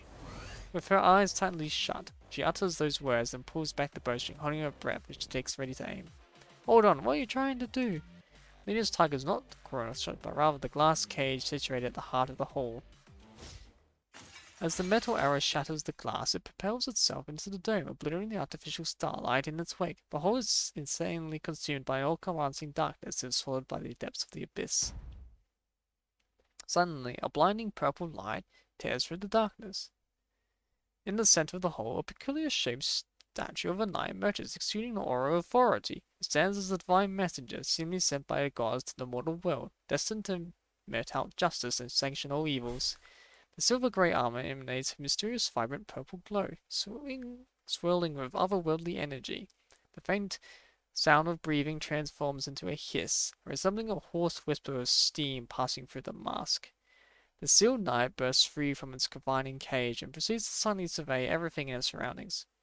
The constructs cease their relentless gunfire, having received a prior instruction to minimize harm to the precious subject. However, their sudden halt is not solely due to the instruction, but a response to the overwhelming aura of oppression emanating from the knight statue. Wait, hold up. You guys weren't informed about what exactly you're supposed to retrieve here? The eerie silence is shattered by the resounding footsteps of Lena. She walks towards the statue of Knight in an unhurried demeanor and extends her hand to it. What a troublemaker. Trojan springs into action, swiftly responding to the shifting circumstances, while the construct's captain remains hesitant, reluctant to make any immediate measure. With her tonfas firmly gripped in her, she gestures towards the statue, determined to prevent it from establishing a stronger connection with Lena. As the striking hammer ignites the fuse, the iron needle of the engine shoots forth like a bee's sting, but no avail is effortlessly caught by the knight with a single hand. The knight statue forcibly pulls Trojan in front of it, emitting light from the depths of its faceplate, reflecting in her eyes. You? It emits a piercing roar and comprehensible in nature, akin to a solemn dirge dedicated to those on the brink of burial. Well, they certainly got themselves in a disaster. The last judgment of the story needs a final enemy. Ayla battles her way through the obstacles, determined to reach the epicenter of the explosion. She finally arrives, only to find the scene not as tumultuous as she imagined. Contrary to her expectation, the air around her hangs with an eerie silence, as though she has stumbled upon a desolate graveyard. What on earth is going on? Hell. From the furthest hole, a construct shuffles forward, his battered and broken body dragging slowly, displaying visible signs of wear and damage. Clutching a fragment of anti-tank launcher in his grasp, the construct's waist and abdomen bared a deep crackling wound, oozing dark vital fluid. As he moves, a trail is left behind, resembling the slow crawl of a slug. Before Ayla can take a step, the construct's legs give way, unable to bear his weight any longer. They shatter beneath him, causing his body to crumble and fall to the ground. Is he from Corona? She wants to check on the construct, only to find out he's already become a lifeless corpse. After pushing the half-closed door open, Ayla finally sees the whole picture. Once the cleaner tiny interior has become a hell stained with splashing vital fluid, over a dozen unknown constructs lie on the floor, all lifeless, the whole is covered in shattered armors and disassembled limbs. Ayla? Cinco is laying next to Trojan, who's severely wounded. She turns back and sees Ayla. You arrived on time. I had to take this commander away. No, Trojan, you're injured. You never heard what Lena used to say, did you? Listen, Grey Raven will be here any minute. You must merge with them first and discuss the next step. But Ayla could not hear Trojan. She seems to have taken away by the faint light and just stares blankly at the culprits behind this atrocity, the two figures standing in the center of the room. The construct named Lena has a black mask engraved on her face. The night statue hovers behind her like a wrath haunting its host. Lena? With her face hidden behind the mask, the purple-haired construct slightly lowers her head. Light on the night statue begins to flicker. I see. Babylonia surely came prepared. What are you talking about? The Purifying Force has already set up a blockade on the main roads of the city. If they can't make use of something, they just destroy it, as always. Purifying Force? Completely overwhelmed, Ayla's still trying to process the new information. The coronal construct they were completely wiped off, Trajan's wounds, and the night statue that suddenly shoot up, and Lena's suddenly becoming someone else. She has a vague feeling that there is a fast-looming shadow behind this mission that she cannot comprehend. But right now, there's only one thing that she's certain. The Lena she used to know is turning into a complete stranger. Why did you become like this? Who's that behind you? Is that the subject? Subject? No, we have our own names. We are dead souls, buried in the past. Echoes reforged from lust and sin. This is the final warning. The mechanisms around the hall are turned once again. Robot statues move between Ayla and Lena like puppets on strings. In their eyes is the same purple light that glows in the night statues, indicating they are under its control. Leave us alone, Babylonia. The construct she claims to be Echo turns her back on Ayla as she walks toward the deepest section of the art museum. You've got to be joking. The moment Ayla tries to follow, the statues begin to attack her together. After Huckman and Spinner left halfway, Ayla's stamina is already significantly drained during the battle in the Moon Hall. The Mechanics alone are tough to deal with, not to mention that she must also take care of Trojan and Sinka. Echo and the Night statue have completely disappeared from her vision. Ayla gnashes her teeth and stands in front of Trojan and Sinka, holding her lance up. There's no other way, Sinka. Trojan, I want you to fall back to a safe place first. I'll try to catch up with Lena. No, Ayla, I won't let you do that. Trojan's injuries are too serious. We must send her back to get treated first. As the commander of Virus Robot, I hereby terminate this mission. You will evacuate the city together with us. Sinka's eyes, now red from the dry blood and glowing with unwavering determination. Her clenched fists and slightly trembling body shows that she's trying extremely hard to control herself not to agree to Ayla's demand. Perhaps she wants to go after Lena more than Ayla does, but she's finally come to realize that some things simply cannot be done no matter how much she wants to. As a commander, when needed, she must set aside all impulsive emotions to make the decision that is most rational and beneficial to her squad. She can always live in her dream. Before that, she must learn the reality. Watch out. More Mechanoids coming from behind. What are these statues? Some sort of NPCs that are automatically spawned? Just how many do we have to fight? All purple-dyed statues swarm into the room from the entrance, blocking their way out. Sinka tries to hold Trojan up and shoot, but her efforts are futile. Without Trojan as the vanguard, it is increasingly difficult to break through the encirclement. Great. Dear teammates, do you still have any fancy moves up your sleeves? I was going to ask you. Ayla knocks two statues away for energy blast, but the gap is soon filled by new statues. The squad is just cannot move fast enough for an injured member. Guess you have to leave me behind, Ayla. Your weapon has a short distance thruster. As long as you open a breach, you can take Sinka with you. No, Commander said we will be bringing you back to treat you. Did you not hear that? Didn't you talk about how we should respond to this potential situation in the shuttle? I should have touched wood, but whatever. Our story can't end this way. Nothing's soon before the ending comes. I may not be able to change it, but it wouldn't be me if I give up fighting. That's right, Ayla. Like a flash cuts through the endless darkness, the constructs of twin tails dash through the glooming hall with her crimson frosty katana. Her thruster sends the hem of her coat flying. Her katana blinks across the statues, slicing her way across the dark red blade. Within a few breaths, the once impenetrable encirclement is torn apart, leaving a massive gap. The girl construct leaps forward, makes two twirling slashes with her crimson snow-like blade, then holds it up her shoulder as she pulls to a stop in front of Sinker and others. She turns her face and flashes a slightly apologetic smile at Ayla. Sorry we're late. Lucia, and Sword. The timing couldn't be any better. You planned this, didn't you? Sword and The white doll dances closely in the hall. Each of her strikes land precisely in the core of a statue, disabling the remaining Metnoids with any necessary action. All nearby hostile targets have been eliminated, mistress.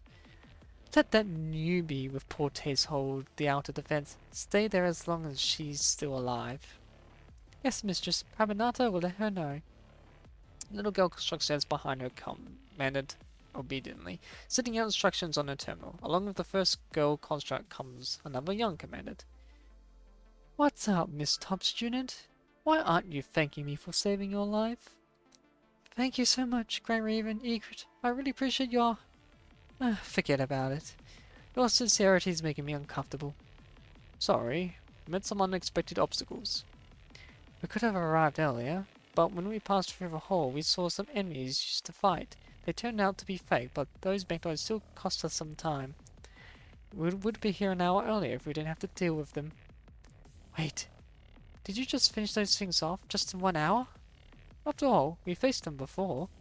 Besides, we've also become much better. Everybody has grown a lot. That's the Grey Raven I know. We should stop wasting time here.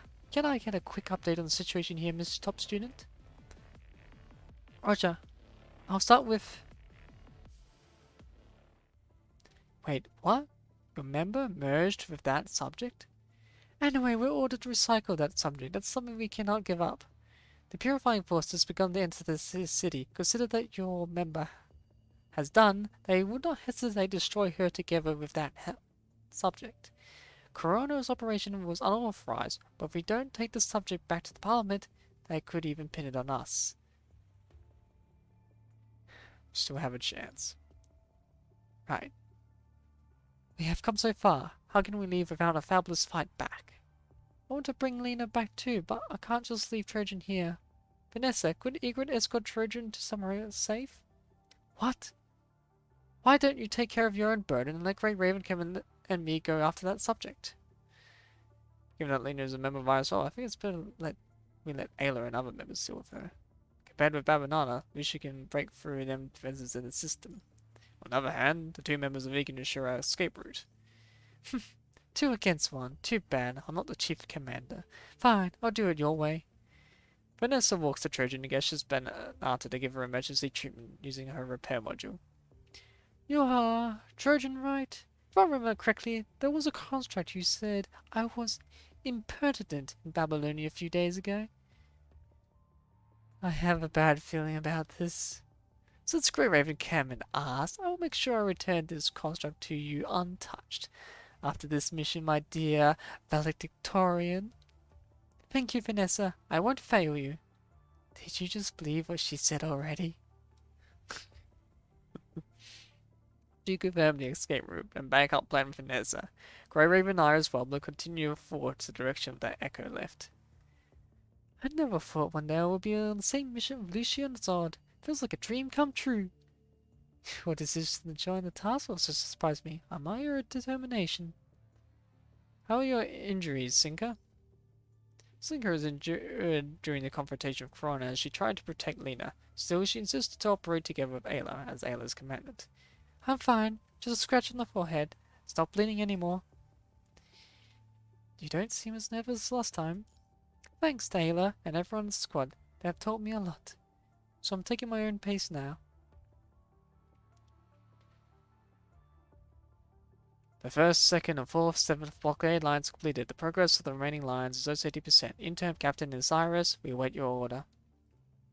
Leader Constraint remains silent. He just looks at the corridor like a lion, patiently waiting for its pay. Let me do it, Osiris. Let me do it. Osiris hates this kind of thing. The veteran sitting next to Osiris takes over the terminal as he speaks to the task team of this emergency mission. I want all teams to speed up deployment of blockade. The mission time is limited. The target is extremely dangerous. We can't afford any mistakes. The preliminary investigation suggests the target may have ability to control mechnoids. If there's any mechnoid reaction near you, eliminate with mounted weapons. Team A will enter the core buildings first to search and eliminate the target. Team B and C are on standby and will wait for Team A's instructions. Over. Save the hassle. I can handle them myself. I'm not used to moving with a large team. I know you're good, but this mission is different. Mate with connections checked it. All I can say is, we'll be screwed if we screw up this mission. I don't care. I just wish my opponents can be strong. Fine. You take the charge, you handle the consequences. Fall back 30 minutes right now. Watch my back. Why? Because I will take care of the enemies ahead. And Cyrus swings his arms and walks forward alone. Two figures walk out of the corridor. Based on the appearance of one of them, both seem to be mechnoids. Babylonia's purifying force accessing battle power. Leader Construct seems like a tough opponent. I can't believe Cervantes left them to us. I really don't like him now. Once the purifying force has completed the blockade lines, the awakened machines in the city will be in danger. Even Cervantes cannot help them transfer safely. Who would have thought we were also a part of this backup plan? Did he know the church would send someone here? I may have not shared this with you, but Cervantes was the chief designer of the large intelligence switchgrade tower inside the church. He has always had access to it. Whatever. We just have to store them, right? There are other active Babylonian task forces in the city. Once they find the subject, the purifying force has no reason to be here. Are we not taking any precautions against the task force? Probably not. We can trust their leader. Besides, we can also help Ayla.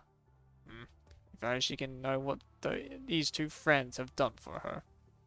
Hakuma ends the internal communication. She takes a step forward and holds up her scythe to stop Cyrus.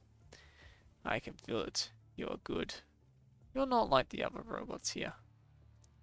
So, I hope hope you can last a little longer. With a taunting smile, Cyrus draws the weapon on his waist and charges towards Hakuma and Sprinter at full speed. Irises.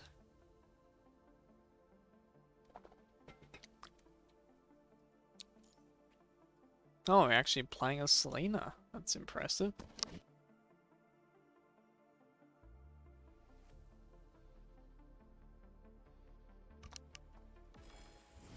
Girl's gun lance flashes with sparks. She continues forward in the dim light she watches from the shadow. It started with a sudden curiosity. The wanderer was supposed to keep moving forward, but she halted her footsteps and turned back, wanting to witness a story. She watched the stage girl walk past the path she once travelled, curious about what kind of reaction she would have to those scenes. That was all. The girl just gave her a familiar. She places her hand on her chest. Something's hitting up in the place where her heart once was. A shadow that has been lingering in her mind now stands behind her. Soon, she will have her ending. That's true. I will watch her until the end. Is that all? That's it. Don't you want to become part of her story? I am only a nameless wanderer. I shouldn't appear in anyone's story. Everything that name once represented has been lost. But have you not given up searching? Just like what she's been doing, isn't it? Even if it's only a fantasy, only an illusion from the past can easily be destroyed. There is still something left in your heart. If that's the case, don't hesitate. One day you will find that place you should go back to. Go. Shadow in her heart gives her a gentle push. To where you want to go. To what you want to do. The blades pierce through the glooming space, closing the curtains of the broken mechanoids. After fighting what feels like an eternity, Grey Raven and Iris Wobbler have finally broken through their encirclement. Commandant and I will clear a way for you. Keep going, Ayla. Sinka seems to have also reached her limit. After an entire day's intense battle, it's almost a miracle that she can hang on to now. I'll stay here to help Sod. Ayla can rely on you in the end. Sinka knows that even if she continues forward, she only would become a burden. She forces herself to accept that bitterly bitter reality. I'll leave it to you, Ayla. With more mechanoids catching up from behind and are stopped by blades and bullets, the race is about to enter the final sprint, with the baton now passed to Ayla. Okay. Carrying everyone's trust, Ayla breaks through the obstacles and rushes toward the last hall and connects to the windmill tower. Ayla, we meet again. A gloomy figure strides up from the shadows, standing in her way. He bows to Ayla gracefully. Beneath that elegant demeanor is the weight of an entire era's obscurities. But what you mentioned earlier, I think we need to talk. I don't have time for this. Let's talk about it later. No, I want you to go after her. She has made her choice. Besides, this is what I always wanted. Choice? What are you talking about? She was your teammate, but you don't understand her at all. You once told me that you would strive on, even if you ended up in failure. But how do you feel now? You don't know her. Neither can you catch up with her. Are you still going to say these pretty words in the mission report when you have nothing in the end? Will you still claim this is meaningful, even have nothing? Without your interference, we would have caught up with her long ago. But there is no would have in this world. Losers will forever be losers. Nobody will remember what they could have achieved. Take this as my personal wish. Maybe I have been doing all of this just because I don't want my master to end up a failure. Cervantes raises his head with a self-mocking smile. Allow me to be your enemy in this ongoing Ayla. The story has come to its final act. Why are you doing this? After hearing those words of yours, I want to see how you will prove them or face your failure. To this world, we are but dust and screws. It's only a matter of time before we rot in vain. Without victories, our memories are nothing but dirt and shameful fragments. Even dirt can become part of the soil and nourish the future generation. That itself has meaning. Then stop your pursuit. Leave behind a love of regret and dirt. Dirt will never turn into nutrition without struggling, and I will never give up before trying. I will be there, even if I need more time. You are out of time. I can run. Cervantes smiles once again. He looks down and sees his shadow emerging with a slow spinning windmill. He's long been aware of his twisted obsession, but he cannot find a better option, perhaps. Machines never have a choice, but they're all just chosen. After awakening to gain freedom, all the dusted parts begin to question him, driving him to look for answers. Let me be willful just once in the end, to play a role that I want to be in this story. Mechanoid statues swarm out behind him. As the builder of the museum, he still has a certain level of access that allows him to manipulate them. Then you should also know that nobody can stop the Protectus before the ending. Even if I'll spend more time here, there's no need. A deep roll of thunder suddenly echoes in the hall. With an euphonic melody, a brilliant lightning flash finally comes to a stop after penetrating several mechanoid statues, sending ionized dust into the air. A construct under a cape stands in front of Cervantes. If you call it an encore, the knight should have her assistants. I play her partner. What do you think? The audience should just stay quiet and watch. There is no reason for you to be here. Do all the actions need a reason? Just like what you're doing now. It's just a surge of passion driven by the deepest instinct inside me. There is no need for excuses, no need to take sides or consider any other irrelevant matters. I just simply want to give her a hand. Could it be? She watches that figure from behind, hearing a somewhat familiar voice. A long-waited possibility comes to her mind. Now isn't time for this talk. You still have something to do. I'm saying this to both you and myself. Do not lose yourself in the tempest. But there are many things I want to verify, and many things I'm yet to know. Go to where you should be. I see, but I'll be back for you. That's why you must wait for me. Ayla utters her last sentence to her back before disappearing into darkness. Oh dear, poor Ayla. It's always one thing after another.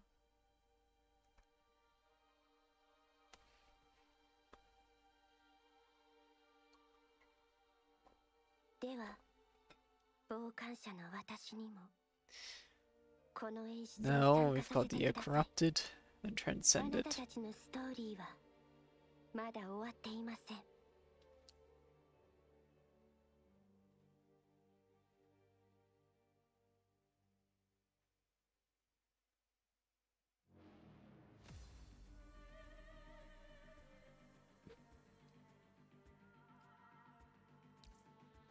Alright, comes Selena. One of the strongest transcendents there are. 慈悲は義務のように私がコーダを捧げてあげましょう。 And I'm very familiar with how she plays. 彼女ならできると信じていらっしゃるから力を貸すつもりなの。 It's actually all voice acted now.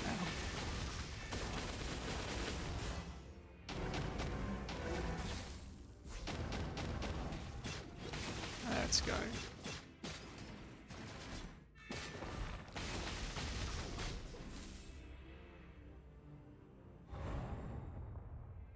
それとも彼女は失敗する定めだとしても彼女の無意味な努力を応援するつもりなのでしょうか。 There we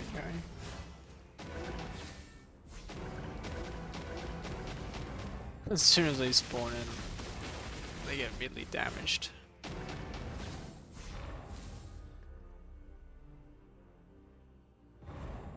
騎士は風車に何度倒されてもめげはしません。現実から目をそらさず、残酷な真実を背負っても騎士として前へ進みます。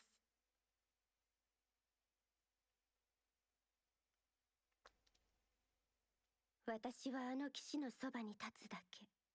彼女の歌に足跡を残したいと思わずにはいられませんから。アリアの時間。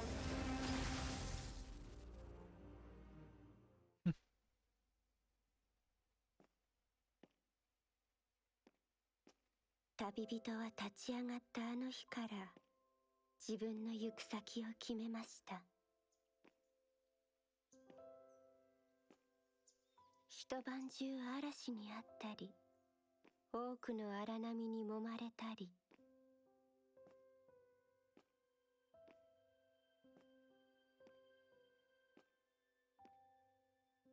何のために前へ進むのかと迷うこともありました。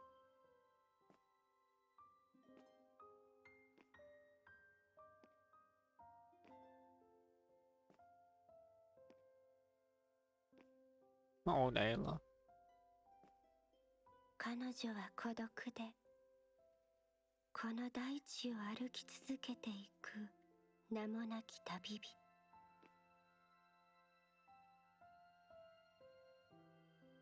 彼女は間違えたのかもしれません。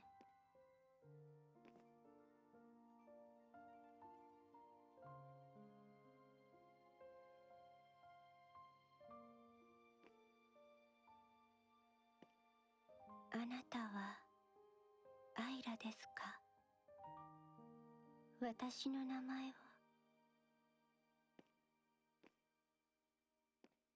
いえ、この名前の意味を取り戻したら、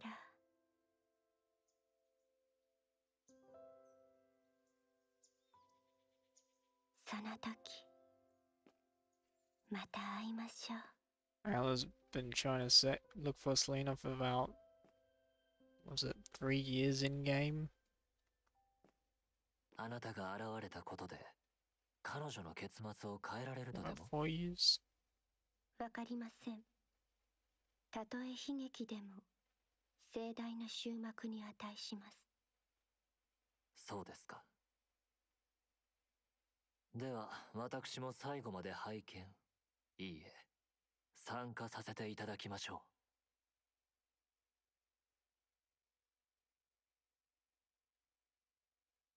これでモビメントは終幕を迎えます。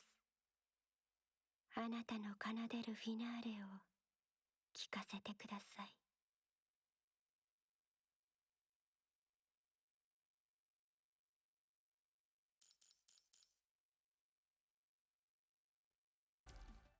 Alright. Starry night. Very much at the final. Platform slowly trembles and rises toward the roof of the giant windmill tower like a forgotten beast that just awakens. As the platform moves up, the night view of the city can be clearly seen through the perfectly transparent eco-glass wall. Perhaps it was built to let the tourists enjoy the views of Constilla in the first place. Ayla quietly walks to the wall. She stares at the unfamiliar city and the familiar sky.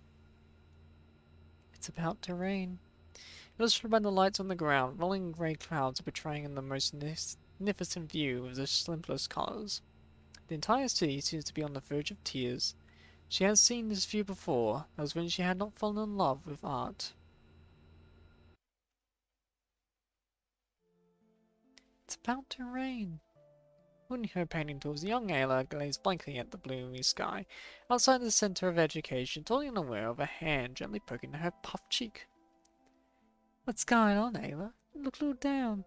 Oh, Miss Mecca, when will the day be sunny again? Let me check my terminal. According to what the Admin Council's posted, we're afraid the simulant rain will last the entire day. Well, there's no real water cycle in Mammaluna. Weather control system still runs within the artificial dome to simulate various weathers to recreate the environment on Earth. So yeah. Hang on.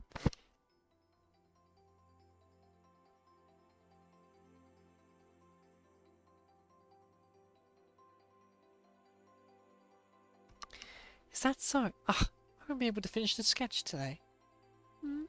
Is that the homework I gave you earlier? Meko flips through Ella's sketchbook. Her works are outstanding as always. In fact, they were rather phenomenal for a child. Yeah, we all agreed to paint Eden under clear skies to capture Babylon under the most beautiful sunlight, but it's been raining for days. There's no way a group of children will come up with such a topic. It was probably Ayla's idea, or mostly hers at least. Mecca shakes her head and smiles to herself. But didn't I ask you to complete in groups of 4? Where are the others? Seeing Ayla's hesitation, Mecca cannot help but begin to frown. That's not what you think. I wasn't bullying anything. It's just that, Ayla immediately explains with a smile. She cannot help but gaze at a few children playing with another, who seemed to be in her group members. They said I was too good at painting and I didn't really need them. In fact, they should be more of a hindrance than a help, so... What did you think then, Ayla? Maybe they're alright. Besides, I quite like trying anyway. It is still smiling, but her hand suggests otherwise, as the holds a brush with no paint and scribbles on the sketchbook. How considerate of you. Do you think I will say that? Mecca's hand was patting Ayla's head, but it suddenly flicks her on the forehead, catching her completely off guard. Ouch, what?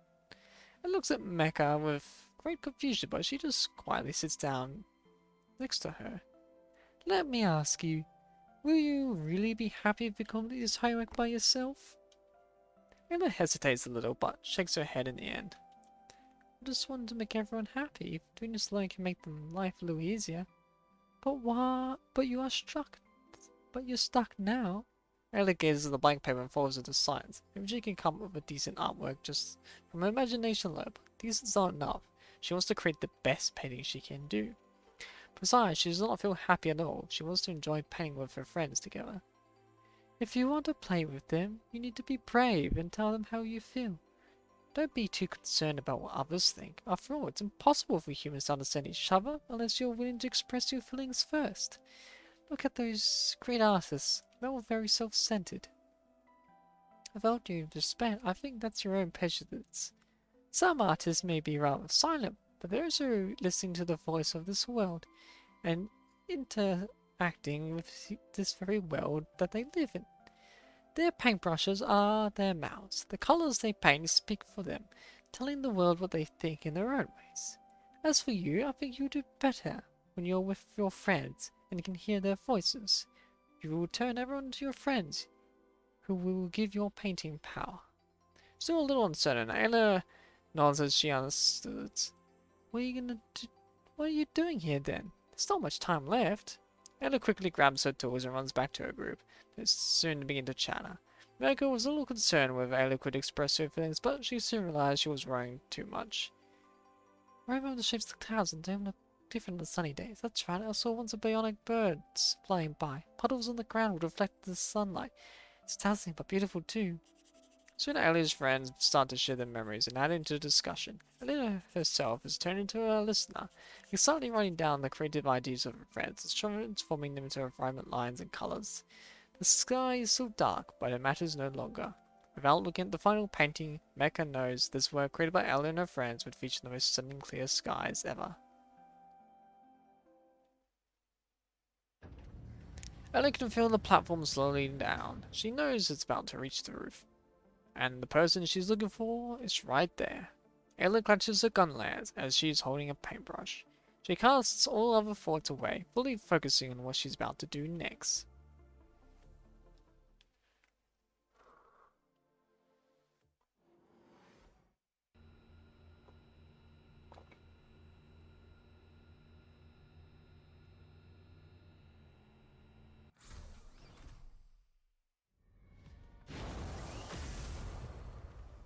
Oh, it's an actual boss fight.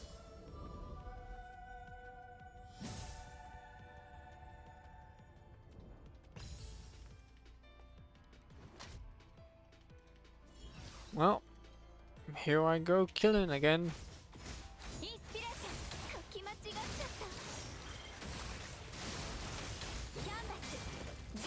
Let's go.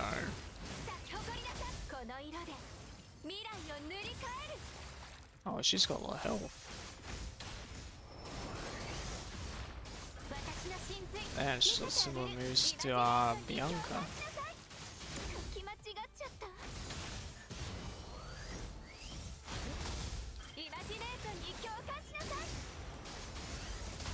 Ooh. Let's go. Let's go.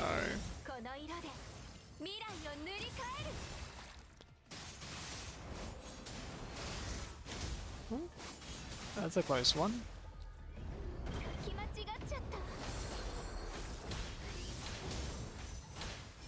Jeez.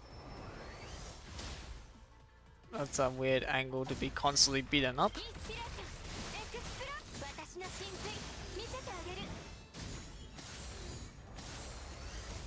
Oh, I failed to dodge that, like a loser. Let's go. There we go. You think you caught me a second time? No. I'll remove you now. Jeez, I wish I did more damage.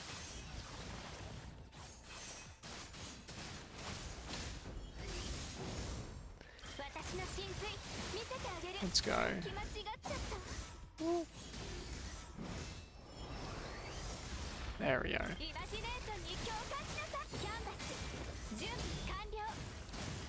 Let's go.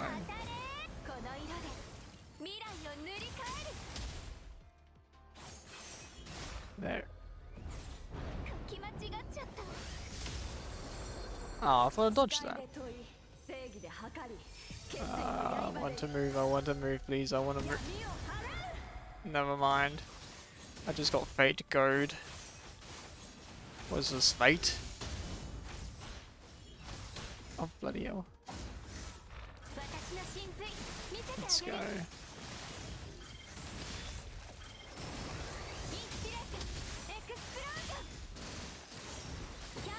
Let's keep moving.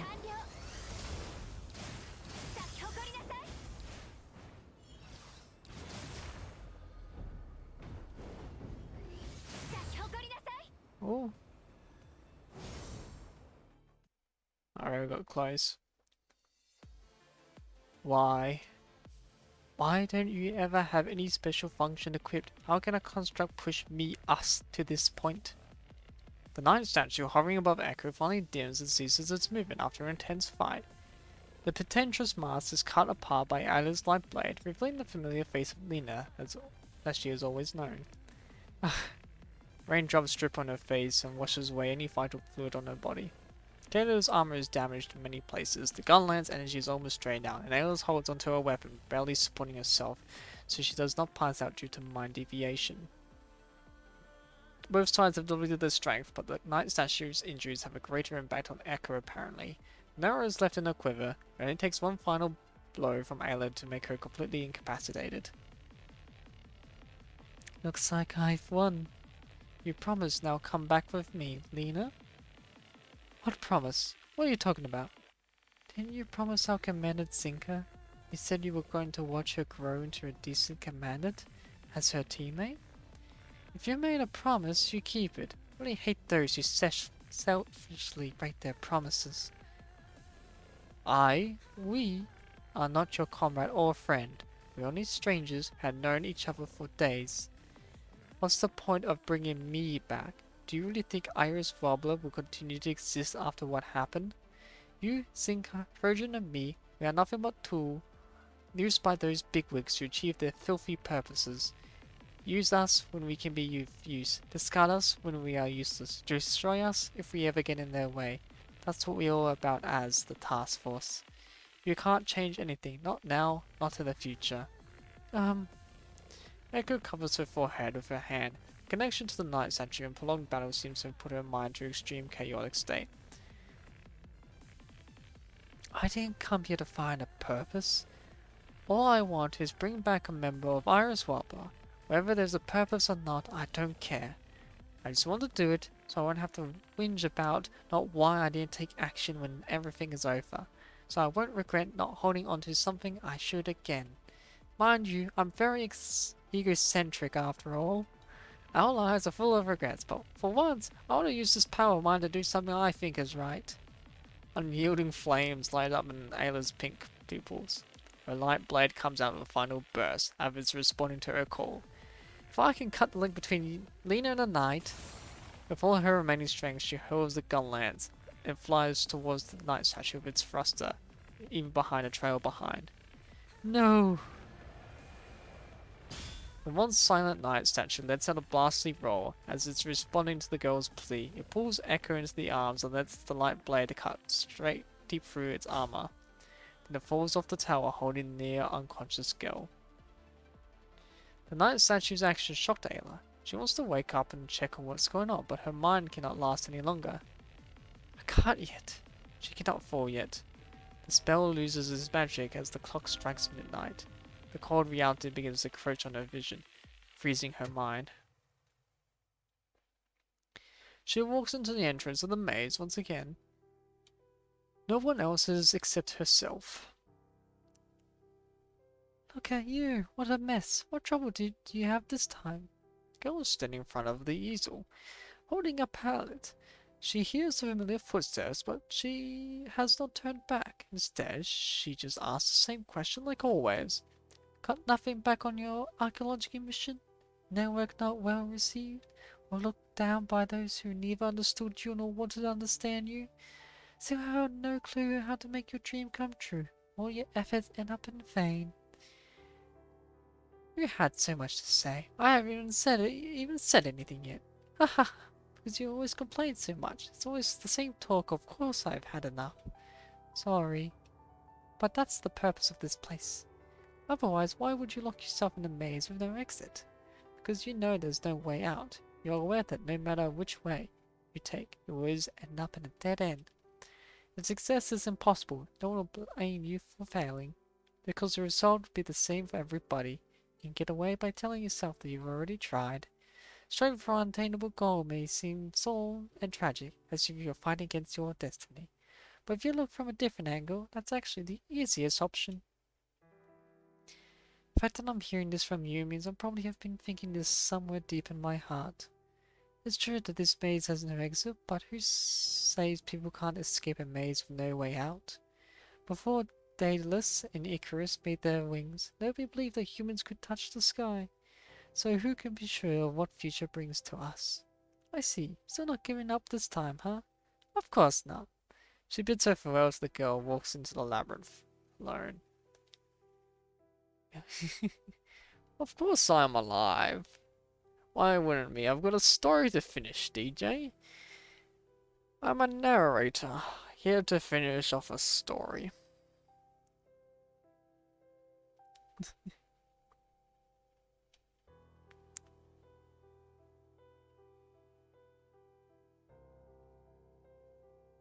When she wakes up again, a pair of warm hands have gently wiped away the cold that had been eroding her body. She feels her mind has established a connection with another mind beacon, but does not feel like Zinka, but someone from more frequent, more unique, familiar yet strange. Are you alright, Ayla? Companion, Sod? Sorry, but I have to establish a temporary connection to confirm the status of your mind and frame. Don't worry, I'm okay. She struggles to get up, but immediately falls into the human's arms again, amidst multiple alerts from her frame. I take my words back. Let me rest a little longer. Mission's over. You can rest as long as you want. The Mechnoids in the art museum have stopped attacking. The Bureau of Enforcers left this place to chase after Lena and the subject. Unfortunately, there is no progress. Is that so? How long have I been unconscious? 30 minutes? An hour? She realizes the train has stopped. A long time seems to have passed since the battle that drained all her energy. Is she still there? Who? Nothing. Forget about it. The witch spell has broken. The disheartened Cinderella has lost her glamorous outfit. The adventure and the fantasy has come to an end. She's still back in reality, where nothing has changed. Sorry. Failed again. There's nothing to be sorry about. Even just for once, I want to change the ending with my own strength. Let them protect us in manga books. We all did our best. Still, there will be regrets sometimes. I know. I knew it from the beginning. The author who is obsessed with a perfect ending knows the best. That how impossible it is to achieve such an ending. We make the princess revive from the prince's kiss. Let the protagonist's best friend return upon their summon. Remove the misunderstanding between mortal enemies. We try to make up for the regrets because reality will never be as wonderful as we have imagined. So I can't help but want to just be just a little greedier. Not only when I am with the author of a story, but also I want to fight against the always unsatisfying reality. Because I have seen it. She looks at the person in front. I've created so many happy stories. I just feel a bit bitter about this ending. You have all the rights to. There are many times when I felt bitter too. My squad members always told me not to hide this emotion deep within myself. I'm sure you've become Ayla that everyone knows by tomorrow. Right now, I'll keep this secret for you. Thank you, son. Once again, she tightly hugs you, just like what she did before the mission. The girl once wished for a pure white canvas, and she could draw anything she wanted. The world did not respond to her wish, so she grappled her painting tools and embarked on a seemingly impossible search. She met many people and had all sorts of experiences. She still could not find the canvas, but she had left her footprints in the world. Sometimes she felt lost, sometimes excited. Melancholy struck her, as well as joy. This journey would go on forever when she finally realized it was about to take the next step. Inadvertently, she cast a glance to her back.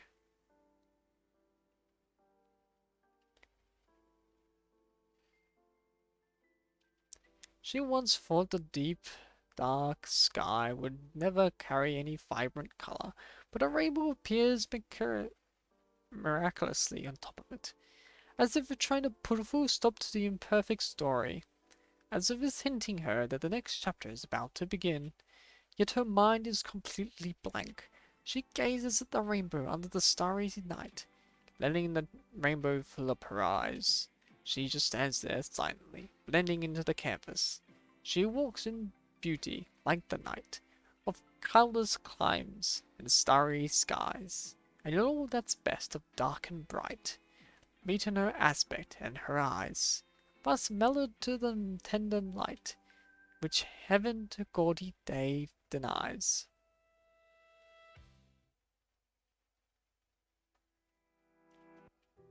Holding the unconscious girl in its arms, the knight is hiding in the shadow of the alley. Cold rain drips down its broken body. The weak glow under its mouth looks like it can die off any minute, until someone quietly shows up in front of it. We meet again, Miss Puppet. You don't look very well.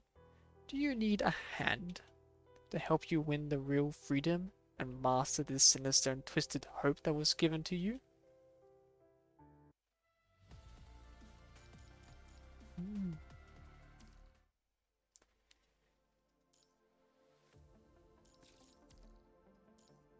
It's time for them to take the first step on their own. To MIKU, sorry, my friend and foe for a long time. I've already left this world when you received this letter. Based on my understanding of you, you will probably rip apart the envelope and toss it into the bin, that is, if you still have the strength to do so. But I still decided to write down these words, not because I wish to seek reconciliation with you. At our age, being right or wrong doesn't matter anymore. We chose different paths, and I believe we both gained more than what our friendship could possibly bring to us. You often compare me to Carrasco, and yourself to Don Giotto. You're a knight trudging towards his dream, yet while I'm just a stubborn conservative. I knew you were right because I never had any sublime yet impractical ideas like you did, unable to protect the well-government Association of Art. Not all artists can be as strong as resilient as you. Not everybody can go against the storm alone. But perhaps everyone is hoping that you can succeed. Only those who are sensitive to this world can become an artist. You know too well that the world is never simply as our painting, but we lack the power to change it. That's why when there's finally a night to challenge the giants, all the poets in the world have written epic for him deep in their hearts. Even the knight himself knows he will fail eventually, because Don Giotto also lost reality in the end. You never compared yourself against Hercules, who performed 12 labors, or David, who defeated Goliath. You didn't compare yourself to Ashur or Xerxes. Instead, you saw yourself as a lunatic, skinny old man in an old suit of armor, riding his old war horse who traveled along the world and returned to his house. You saw your ending before setting off. You still decided to give up everything you could possibly have to chase after a drifting illusion. I could not understand you until a young knight stood in front of me. He seized this place I spent so much time running, in a way I could never have imagined. When I furiously questioned his intentions, he gave me an even more absurd answer. In his eyes was the same light that I saw in yours, trying to impersonate the Knight of the White Moon, only to lose to a novice. That's why I asked him to bring this letter to you. In the end, allow me to imagine the moment when you finally step out of your time, for I need to give an ending to my poem.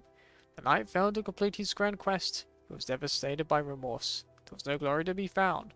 But until his dying breath, he never admit that he was Onzo Quijano, Don Giotto de la Mancha.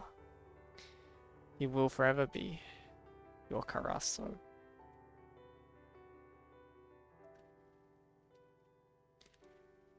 What are you looking at, Cervantes? The first ray of sunshine has lifted up the sky. The magnolia girl stands under the windmill shade, asking her silent creator. Nothing, just writing the ending for an unfinished story. He smiles and tears the yellowed letter that was finally opened after many years into a few pieces, holding them up his palm and watching them drift away with the wind. To Lucina, how are the Mechnoids in the city? 83% of the Mechnoids have evacuated Constella. The rest have all made it clear they wish to stay.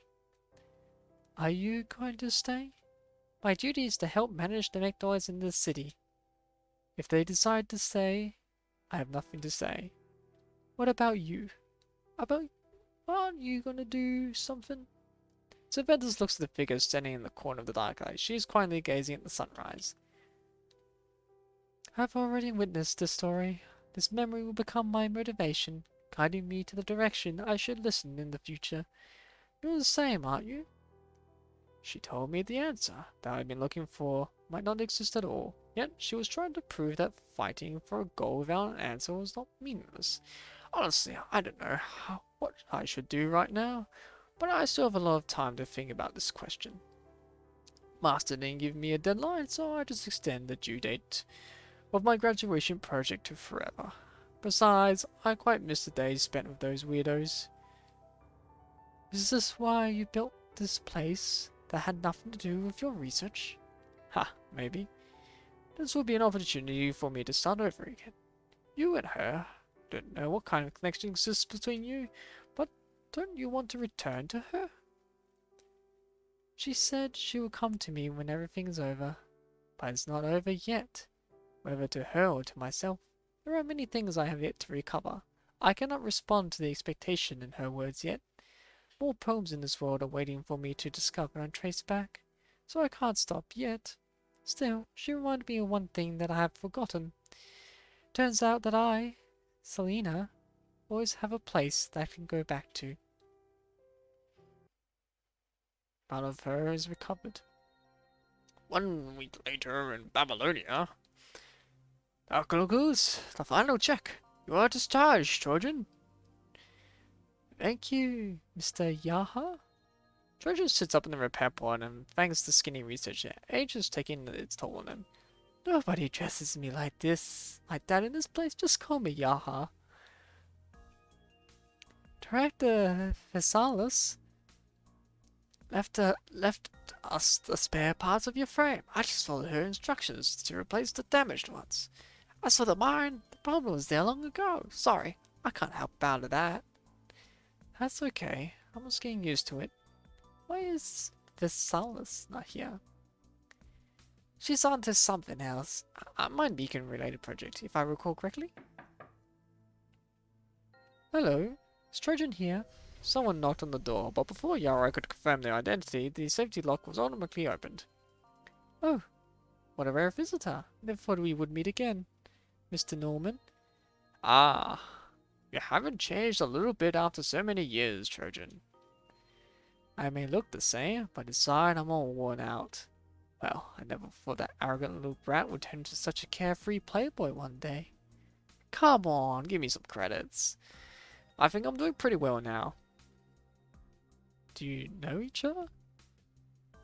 I had been working in Norman Mining Corps as the security captain until the end of the post-pandemic age.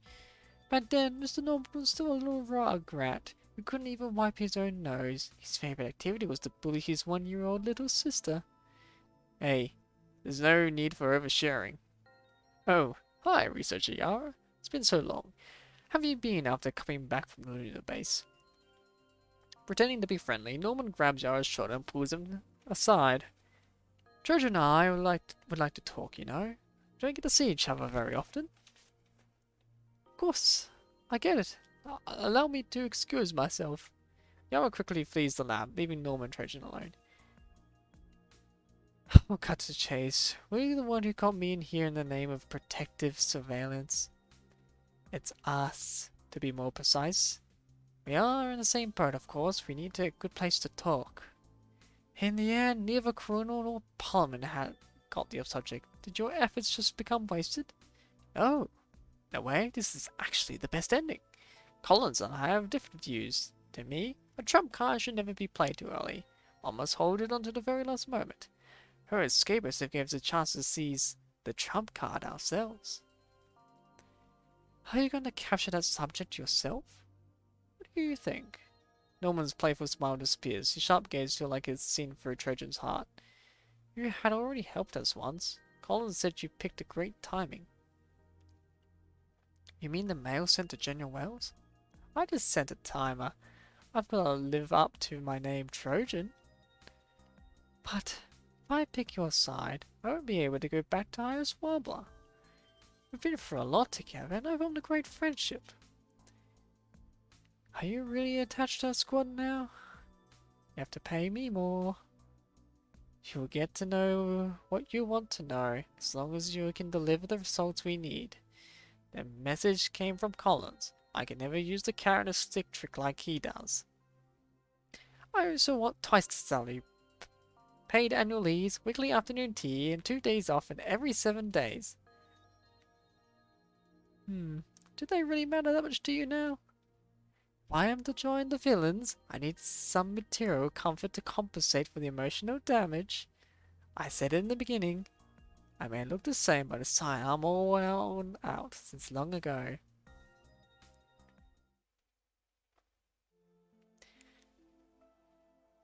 Alright. There goes the final mission report. Mission report. There goes the final mission report.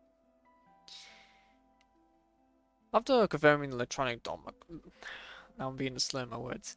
After confirming the electronic document has been uploaded to the command center's cloud server, Sinka closes the screen of her terminal. Thanks, Sinka. I should be the one thanking you. You still have a lot to do in WGA, yet you're helping me out here. I'm the captain after all. It's part of my job. But from today, the squad will be... Judging by the outcome alone, Iris Roberts' first mission was quite a success. They completed the investigation of Constella and recovered the city, which would have tremendous positive impact on mankind's project to rebuild the ground service. But on the other hand, Lena had gone missing. Trojan also was transferred away for the sake of protective surveillance. Thanks to this mission, several hidden couriers that had been lurking for years converged in Constella, and various forces within Babylonia had conflicting opinions. Iris Wobbler naturally became the focus amidst the controversies. In the end, Iris Wobbler was suspended indefinitely to avoid greater unrest. The squad itself was not decommissioned thanks to Alan's effort, but its name will not be listed in any surface missions as list for a long time to come. It's no different from being disbanded. Ayla, do you think I always jinx my squad? Zinka bitterly smiles and mocks herself. She's probably the most disappointed person after hearing the news. Don't worry about it. I'm always pretty lucky. You won't jinx me that easily. Besides, if we can't move it as a squad, there's so many things we can do. You've been busy with Constilla lately, right? Is WGA going to take over the redesigning and reconstruction of the city? I mean, I promised him. He left us Constilla to see if we could create something that could surpass Mikhail's work. Of course I'm up to the challenge. The Mechnoid stopped Ayla before he left. Can you do me a favor before Babylonia officially takes over?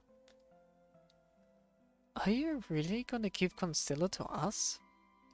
Not just to you, but also the Mechnoids who chose to stay. I want WGA to ensure their safety. Akuma and Spooner have the same wish. Of course, it doesn't matter whether they're Mechnoids or humans, as long as they have a passion for art, they will all be our friends. Alan and I will take care of them until the end. The city is far from complete. Too bad it will never be finished in the way that Master envisioned. The Golden Age has already surpassed. The future of Constella is still unknown.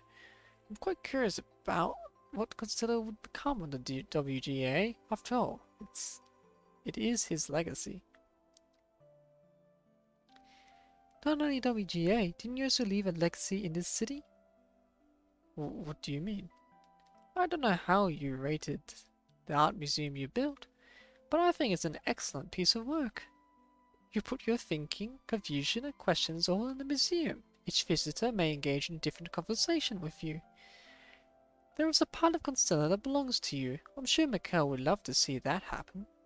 Is that so? Alright, I'll consider this a continuation of the incomplete challenge. I have given my answer, and I'd like to see your response to the topic of Constella. Hehehe. I won't know until it's actually completed. We may face the same challenge that haunted Mikhail. Maybe we will never get what we want. Still, we'll move on to the next generation, no matter what. I can't guarantee that Constella will live up to all the expectations placed on it, but there's one thing I know for certain. When humans and Mechnoids finally get to witness the city upon its completion, they will be able to witness what the new age is like.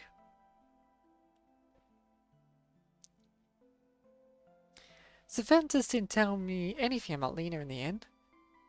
Can you believe it? He said he was in no position to reveal her information. He said he was a villain after all.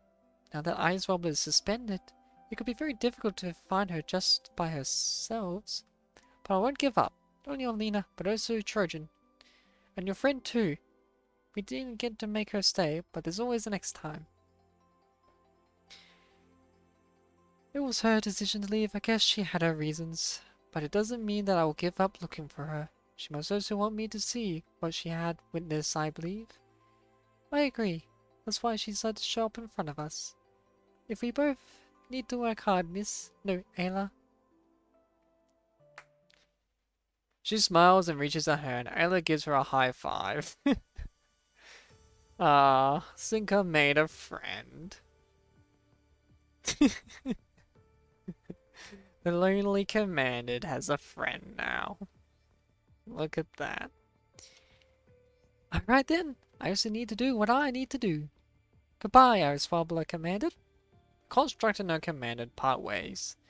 The brief time they spent together feels like a dream. Everyone seems to have returned to what they once were, but this encounter has also changed their life path significantly. Slightly. Instead of reducing the problems, more problems have arisen. It also means that their own stories have just begun. It's just like how characters of a long manga series always go on separate paths at the end of a chapter, and regroup again when a new one starts. From now, they only have to walk on the paths they've chosen. One day, everyone will return to this place, and they will become better versions of themselves.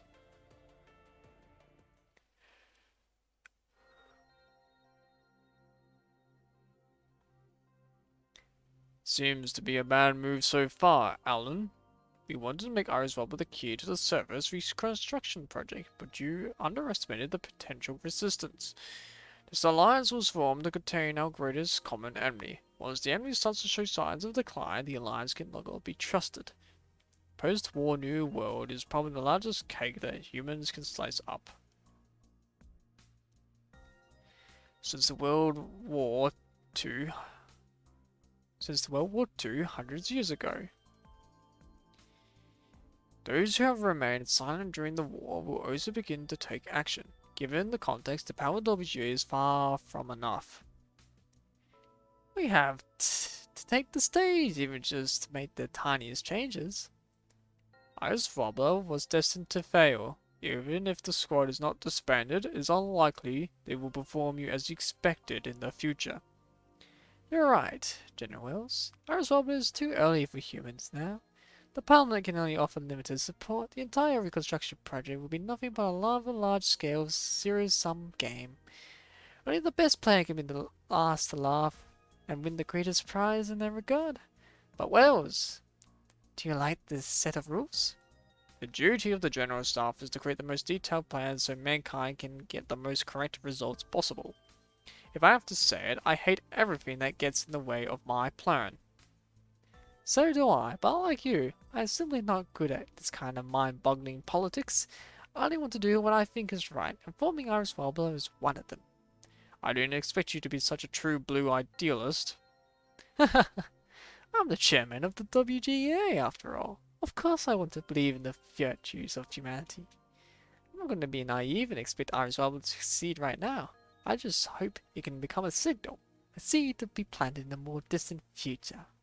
One day, I will sprout underneath the efforts of those who would hold the same vision as us. That's a naive thought. But I look forward to the day it comes true. Young Commander, who had been waiting outside for quite some time, couldn't help but make a comment after hearing Alan's words.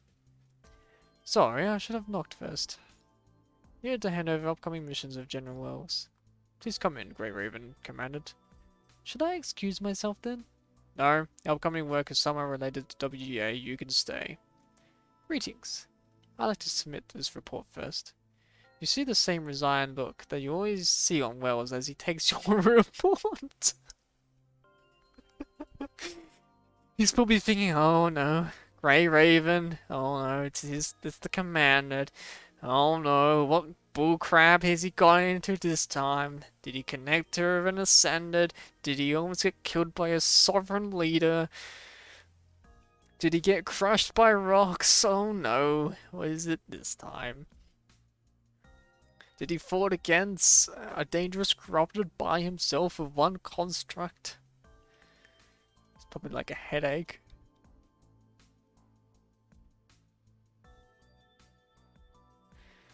I can't remember how many times you've turned down a promotion order. The merits you have accumulated are more than enough to get you a senior position in the HQ.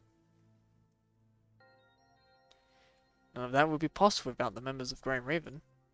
If you really want to challenge the status quo, you've got to better use your influence. There's only so much a commander can do. I don't mind the promotional work. I still prefer to be a commandant. Something's going to be seen clearly in this position. Huh, no wonder you have caught Ayla's attention. Grey Raven, to a certain extent, you marked the beginning of everything we have today. I look forward to what you have up to next, Grey Raven Commander.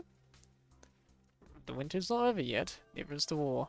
Before reaching the future we desire, someone needs to build a bridge first. This is Grey Raven's responsibility, as well as where I started from.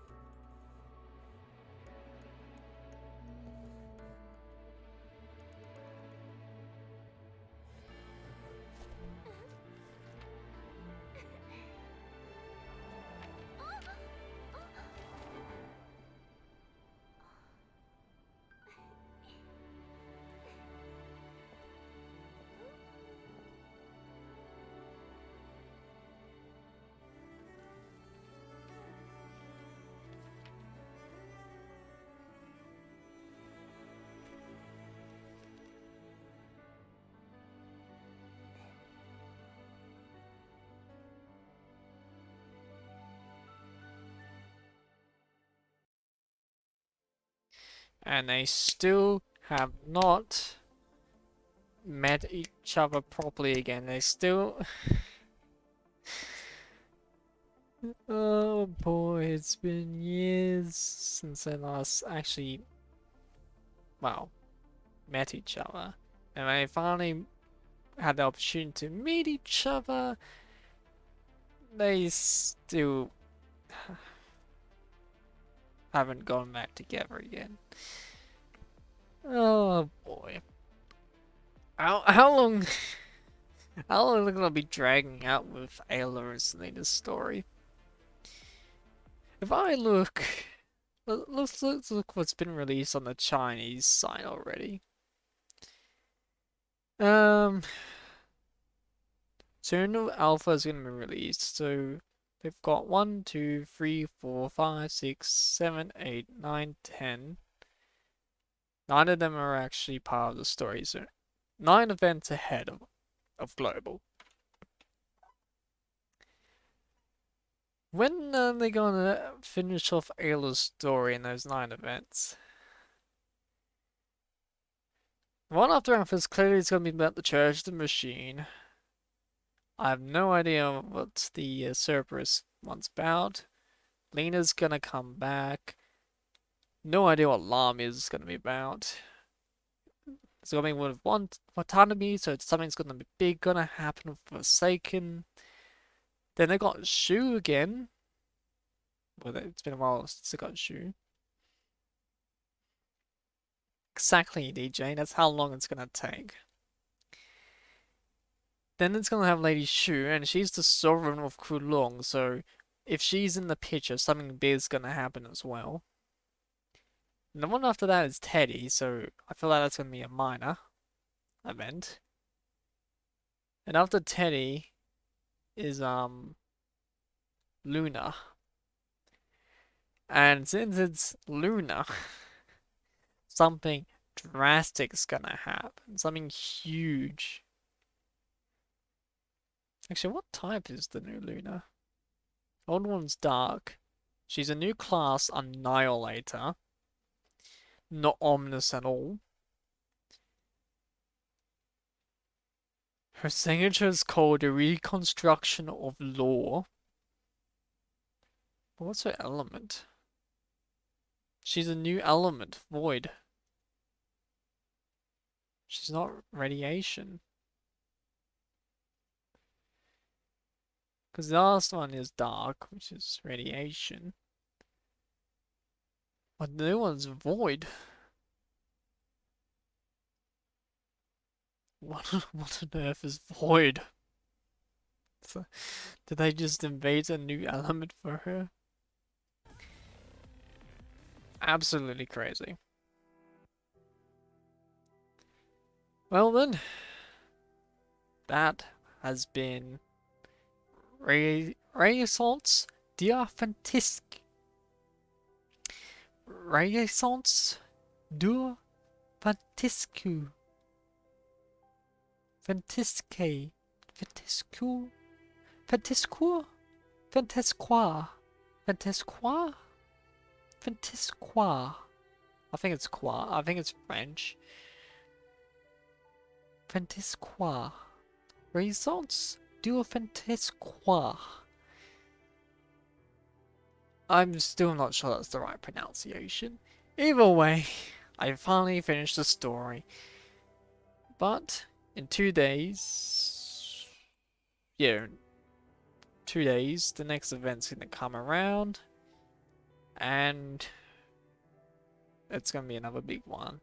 It's gonna be the new alpha, Lucia version 5. It's gonna be the 5th Lucia frame. Yes, I'm having a stroke. I'm thinking. I'm trying to pronounce words and think. Anyway, it's late at night. I'm gonna go to bed. I'm gonna, yeah. I was said I'm gonna raid out if I had enough people, but nah, not tonight. Anyway, I'll be seeing you all again in the future. Take care, and best of luck. And remember, gacha games are addiction.